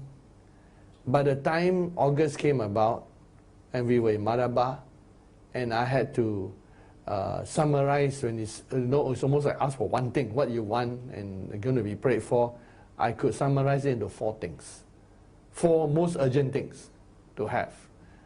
And even now, I still got the 17 points. And some of those points already tick off, because to be translated by Enoch already answered. And so the other things, and then among the points, surprisingly among the point is to plant 10,000 churches throughout the world. And then I was very surprised. I never said to anyone. It's my secret thing between me and the Lord. And then one day the first 7 thunders came and say, the COG Archangel got 10,000 angels under him because there's going to be 10,000 churches. I look at him and I smile. I already know this for 20, 30 years. And the things that God started giving is because I prayed those things. So writing them down, and writing down all that God revealed, so that every time when you're in any situation, you always check back, what did God say to me? But the other thing everyone need to do is, what do you want out of your life? Write it down. I know what I want out of my life. I wrote it down, and that's it. And I keep on praying over that, keep on thanking God over that, and it's become a part of my DNA. I don't even need to hold it anymore. So many people go through life without knowing what they want to achieve in this life. I already know what I want to achieve. Yeah. Can I say something? Yeah. You went into the ministry at a very young age. Yes. So of course then your thoughts are all geared towards more spiritual and all that. But there are many of us who we became Christian at a much older age. So we are all taught the ways of the world. So of course when you ask when we were young, I wrote down what I wanted, but it is the way I was brought up to know what to want, and the things are all worldly things. So we are, by writing, it doesn't help. It depends on the environment we are brought up, and that's the only to do that. Oh, that's the right thing to do. But that's what we're taught. You see? So We adapt and change them through the years. That's like many people, some people only become Christian at 40s or 50s, and also all their life, their direction will be what they're taught is correct, what they're taught is good, so that's what they write. So we trust the mercy of God. Yeah, you see? Now here's where we trust the mercy of God. That if people pray, they might write, let's say, 5 things, and some of them might be a bit too selfish. But as they pray, God keeps speaking to them, changing them. So like, I never started with 17. Before I even write them down, I always have about 3, 4 goals. Then it expanded to 10 by the time I was writing down. Then some I adapt a little bit, change a little bit, and then I adapt to 17. So like the list grow, adapt, change, and then some more details, some adjusted in a different way. So I assume that everybody will adjust that way, whether we come to know Christ early or young. Because I didn't know how to set all these things even when I was new in the ministry. I only started doing it after I came out from the seminary and I was all alone with nowhere to go, no place to go. And that's there, and I had to say, okay, I'm right here. What do I want in the ministry? Yeah. If I could continue in the Baptist and grow bigger and bigger in the denomination, but something didn't satisfy me. Because they were at that time against the charismatic, and I believe in the charismatic, so it was against my conscience and I could not stay. So I would say, from what you say, write whatever goals you have to. In other words, do your best in those things. Then 1 year later you might adjust, 2 years later you might adjust. You will find that after 4 or 5 years, it's quite steady. Because they are really the genuine things that you discover of your destiny. I think the prophetic helps as well because Yes. as a growing as a Christian, then the prophets tell me. There's one day one lady from USA, Janet Buchanan or something. Just by chance, I went to the meeting and then she just told me that I can see that the Lord says you are a bond. You pledge yourself as a bond servant of God. That means you put your ear to the door for him to pierce the hole. So when I heard that, I said, is that what God wants me to be? Then I committed myself. Okay, Lord, I will be your bond servant. Things like that. When I said, so that is in that way the word of prophecy guided me, and I accepted that. That's it. That's good. It should be overall. Everything will lead to, because we all only have one destiny. Through time, it's like peeling the onion. It becomes clearer and clearer. Through prophecy, through circumstances, through growth and all that. I saw some other questions coming up. Yeah, with the back wheeling. Yeah.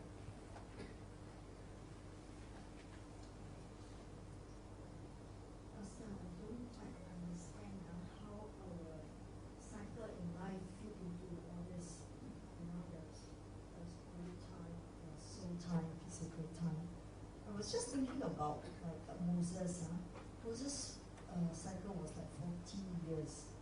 So does it mean that in between he will not rise or fulfill the destiny that he has been called into? What if our cycle is 30 or 40 years? Even though recent times there's acceleration, there's a lot of things happening. Does it mean if your cycle is that long? Oh no, when it's a long cycle, it has little cycles inside. And then when it's a short cycle, it has groups of cycles. So like Moses, even the first 40 years got mini cycles inside. There was a cycle when he was growing. There was a cycle when he was in school, and there was a cycle when he first went into the military. Then there was a cycle when he became a military command to do a project. And so those took place within the 40 years. Because the Bible summarized and say everything, we don't see the details. In his second cycle of 40 years, there was a cycle when he first got married. Then there was a cycle when he had his children. And then the cycle when his relationship with his father-in-law grew. And then there's a cycle when the father-in-law trusted him with more responsibility, and it was more and more overall, more things. So within the second 40 years, also got mini cycles. But all those are not moving, right? What? The primary thing. No, because the primary was the two major epochs of his life. Those were all like disappear into things. Like at the end of the day, most of our education, growing at home in our family, our working experience, and all these natural things which are important on earth just disappears. From heaven, God only sees, okay, when did you get into first phase? But on this earth, they are very critical. But from heaven, God is interested in when we go into first phase, and then second phase and third phase. Meaning that if we don't enter into these mini cycles, we will not live to the ultimate It will only be in a natural cycle. And you never get what you call in the diagram, the,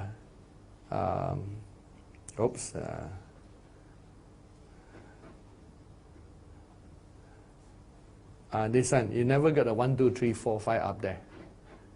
That means only the movement down here, the cycles. So we're not flowing with quantum time. We're only flowing with physical time. And people who do not know the Lord never even enter. You see, the first thing every human being born onto the earth must discover is the true and the living God. Even if they haven't met Jesus, they must come to a knowledge of a belief in God. So if they don't come to that, they haven't even passed the kindergarten level of the knowledge of God. So that belief in God, when they believe in God, the angels will try to bring them closer to a religious, correct philosophy about who God is. And then God will bring them to Jesus Christ like Cornelius.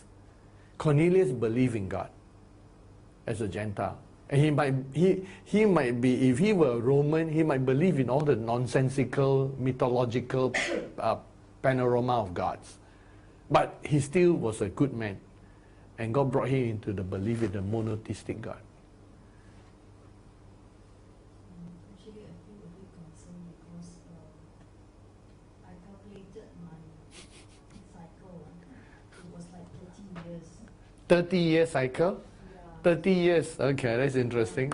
Make out of 10 and 3. Unless I'm wrong, when I calculated. So, when things are not happening, I've been praying about this and discussing a lot. When things are not happening, even though when you preach, wow, a lot of things are happening in the spiritual realm, but I don't seem to be missing out. So you're thinking that your major points are 30, 60, and 90. So, is that And 120. Yeah. But you see that we don't have much time, 7 times 7. Then I'm just thinking, but it's still within, my next 30 is still within this 49 years. So does it mean that nothing significant will be happening until I rise up to my 30 years? No, I think God is preparing you. Yeah, I think I have a meeting with the Daughters of God in April and got something to bring to you all about your group, what you all want to do in Australia. And one of the things I was talking to one of the Chiu sisters is I say, when we do this, one of you must go to Australia first. And I think most likely you could be the one. Yeah, and then it doesn't help when you preach about, there was one Sunday you preached, you said that if you are in the perfect will of God, time is on your side. If you are not, time is not on your side. Correct. And then I happen to be so busy, immediately, that what you say spoke to me, and then I said, am I in the perfect will of God?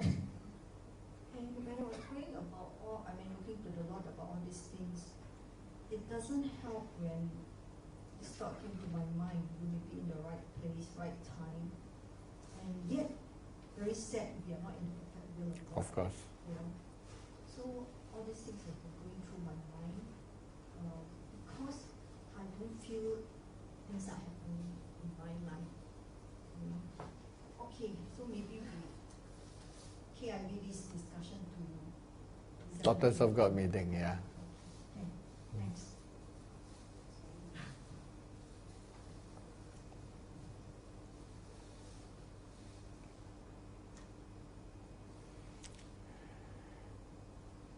It's good.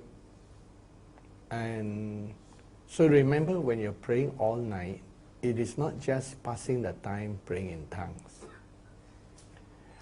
In all night, as the time passes, as you pray in tongues, it's important what is going on in your heart and in your mind. And also your visualization. And of course, some things the Holy Spirit let you visualize, something you remain open. If you don't have any of these, just remain open to love the Lord, to worship Him. or meditate on some things in Him. And that's one. What's happening when you pray all night, it's not just your mouth moving in tongues. As you know, your mouth can move in tongues where your mind and your heart can be very far away somewhere. So praying in tongues in all night is to bring your heart and mind to synchrony, to flow with the waves that God is releasing. Sometimes He's talking to you, sometimes you're talking to Him. Sometimes He's allowing you to exercise your visualization, sometimes He's talking you to showing things. So you're open. There's 1,001 ways as long as you're interacting with God. Secondly, the quality of your time spent depends on your level of faith, which means that 5 minutes visualizing with faith is more powerful than 5 hours visualizing with lots of doubt. And so the quality of your prayer life and visualizing, which I will try to touch on in the next series in the next month, Prevailing Prayer, that we are allowed to doubt, question, and everything. But they reach a point where you begin to wrestle with doubts in yourself and you're slowly pushing them out. And then here's a beautiful thing. In some areas, of course you pray in more and more areas, in some areas, you reach a point where you do not doubt anymore. And then as you grow in God, there are more and more areas you don't doubt anymore. You can't even doubt because it's already a part of you, even though it's not a part of you in manifestation. But it's a part of your belief system. Like, every one of you believe Jesus died on the cross, you don't doubt. Every one of you believe that you're going to heaven, you don't doubt. But I'm sure as a first-time believer, you still doubt. But you reach a certain point in different things that you don't doubt anymore. So that's what the process is happening in all-night prayer. That the quality of your faith, and as you begin to wrestle with doubt and fear, doubt and fear has to be conquered. When the Bible says you wrestle with principalities, powers, wicked rulers of darkness of this world, and wicked spirits in high places, how do they attack you? It's not that you physically combat with them. The whole battle is about the Word of God. The helmet of salvation, breastplate of righteousness, girdle of truth, shoes of the gospel of peace, shield of faith, sword of the Spirit. Everything is about the Word. Because the helmet of salvation, the Word of salvation, breastplate of righteousness, the Word of righteousness.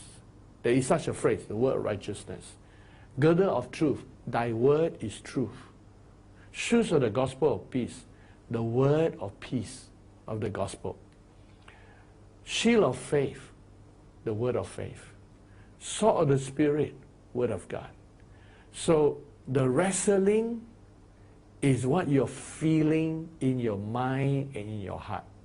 To believe, not to believe, to believe, not to believe, to believe, not to believe. Believe, believe, believe. Wow, attack with doubt. Believe, believe, believe, attack with doubt. And then you're so strong, you say, hey, I don't doubt this anymore, because your muscles have grown. You have conquered and wrestled through this. Then your mind, the wrestling is taking place there. And as God tells you something, you say, did you tell me? You sure about this, Lord? And then you wrestle, wrestle, wrestle, wrestle. Faith starts growing and growing. Then after some time, you believe, you doubt. You believe, you doubt. You believe, you doubt. Then as you look at it, you say, cannot be, it has to be God. God is from God. I must believe. I tell myself to believe. I must believe. And then you want to believe. And then as you wrestle, wrestle, wrestle, suddenly one day, your mind don't doubt anymore. Other things, new things you might doubt, but this one you don't doubt anymore. You know where you are. And then the day your heart and your mind do not doubt about some things, the peace flows through them, that garrison. And then you garrison one area, second area, third area, fourth area, until there's a whole group of areas you've garrisoned, you've really grown very strong. And that is the true wrestling that Ephesians 6 talk about. And it's all about the word and the word of truth, as you hold on to that. And God is looking for a group of people to do that. Because the enemy is, as the Antichrist grow, so the enemy will be able to allow to do different things as God permit. For God, as we grow, then God can do more things. As we become more steady in faith, to believe without doubt. Remember, the mountains are only removed when there's no doubt in the heart. Thank God he never mentioned doubt in the heart and mind. I mean, your mind still doubt a bit, but your heart and no more doubt, the mountain starts moving. But the day your mind also does not doubt, the mountain is crushed to powder, not just move. Because it doesn't exist anymore as far as you're concerned. Because the mind doesn't believe it anymore. So it suddenly disappears, crushed to powder. So it's important to in prayer, to move your heart and your mind into the belief system. And sometimes you just have to look at it many times, and then the word comes. Faith comes by hearing, and hearing by the spoken word of God. Yes. Microphone.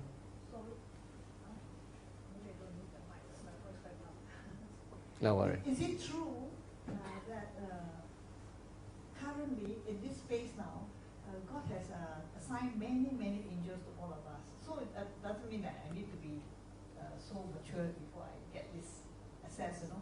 But God has assigned angels to us, and because now I become very conscious that there are a lot of angels around me to help me. Definitely. So I think it applies to everybody, right? Whether Correct. they are mature or not mature. Yes. Everyone who is in this move. Now, you know, Yes. So I find that it's so much easier to work now, because every time I know I need something, I need to get something done at work. So I pray, I say, Lord, you know, I need you to open the door for me. Or that. I find it's just open for me. I don't Correct. really need to do very much. Yes.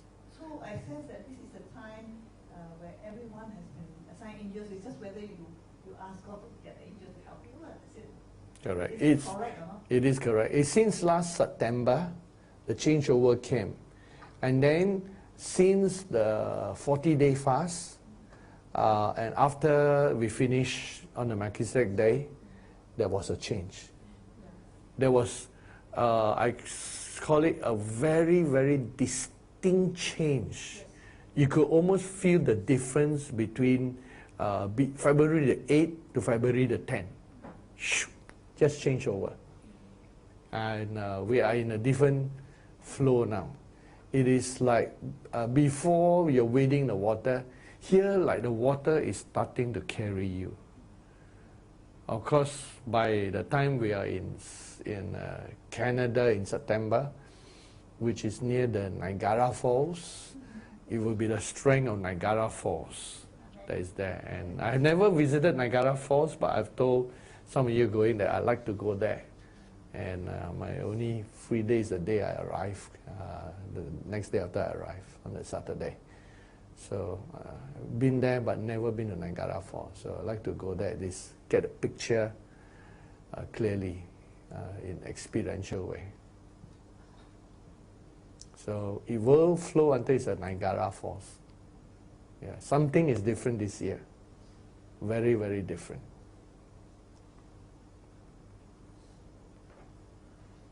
Praise God, we're all ready to spend some time with our God and all that God is doing. Let's go into a little bit of worship and then go into prayer.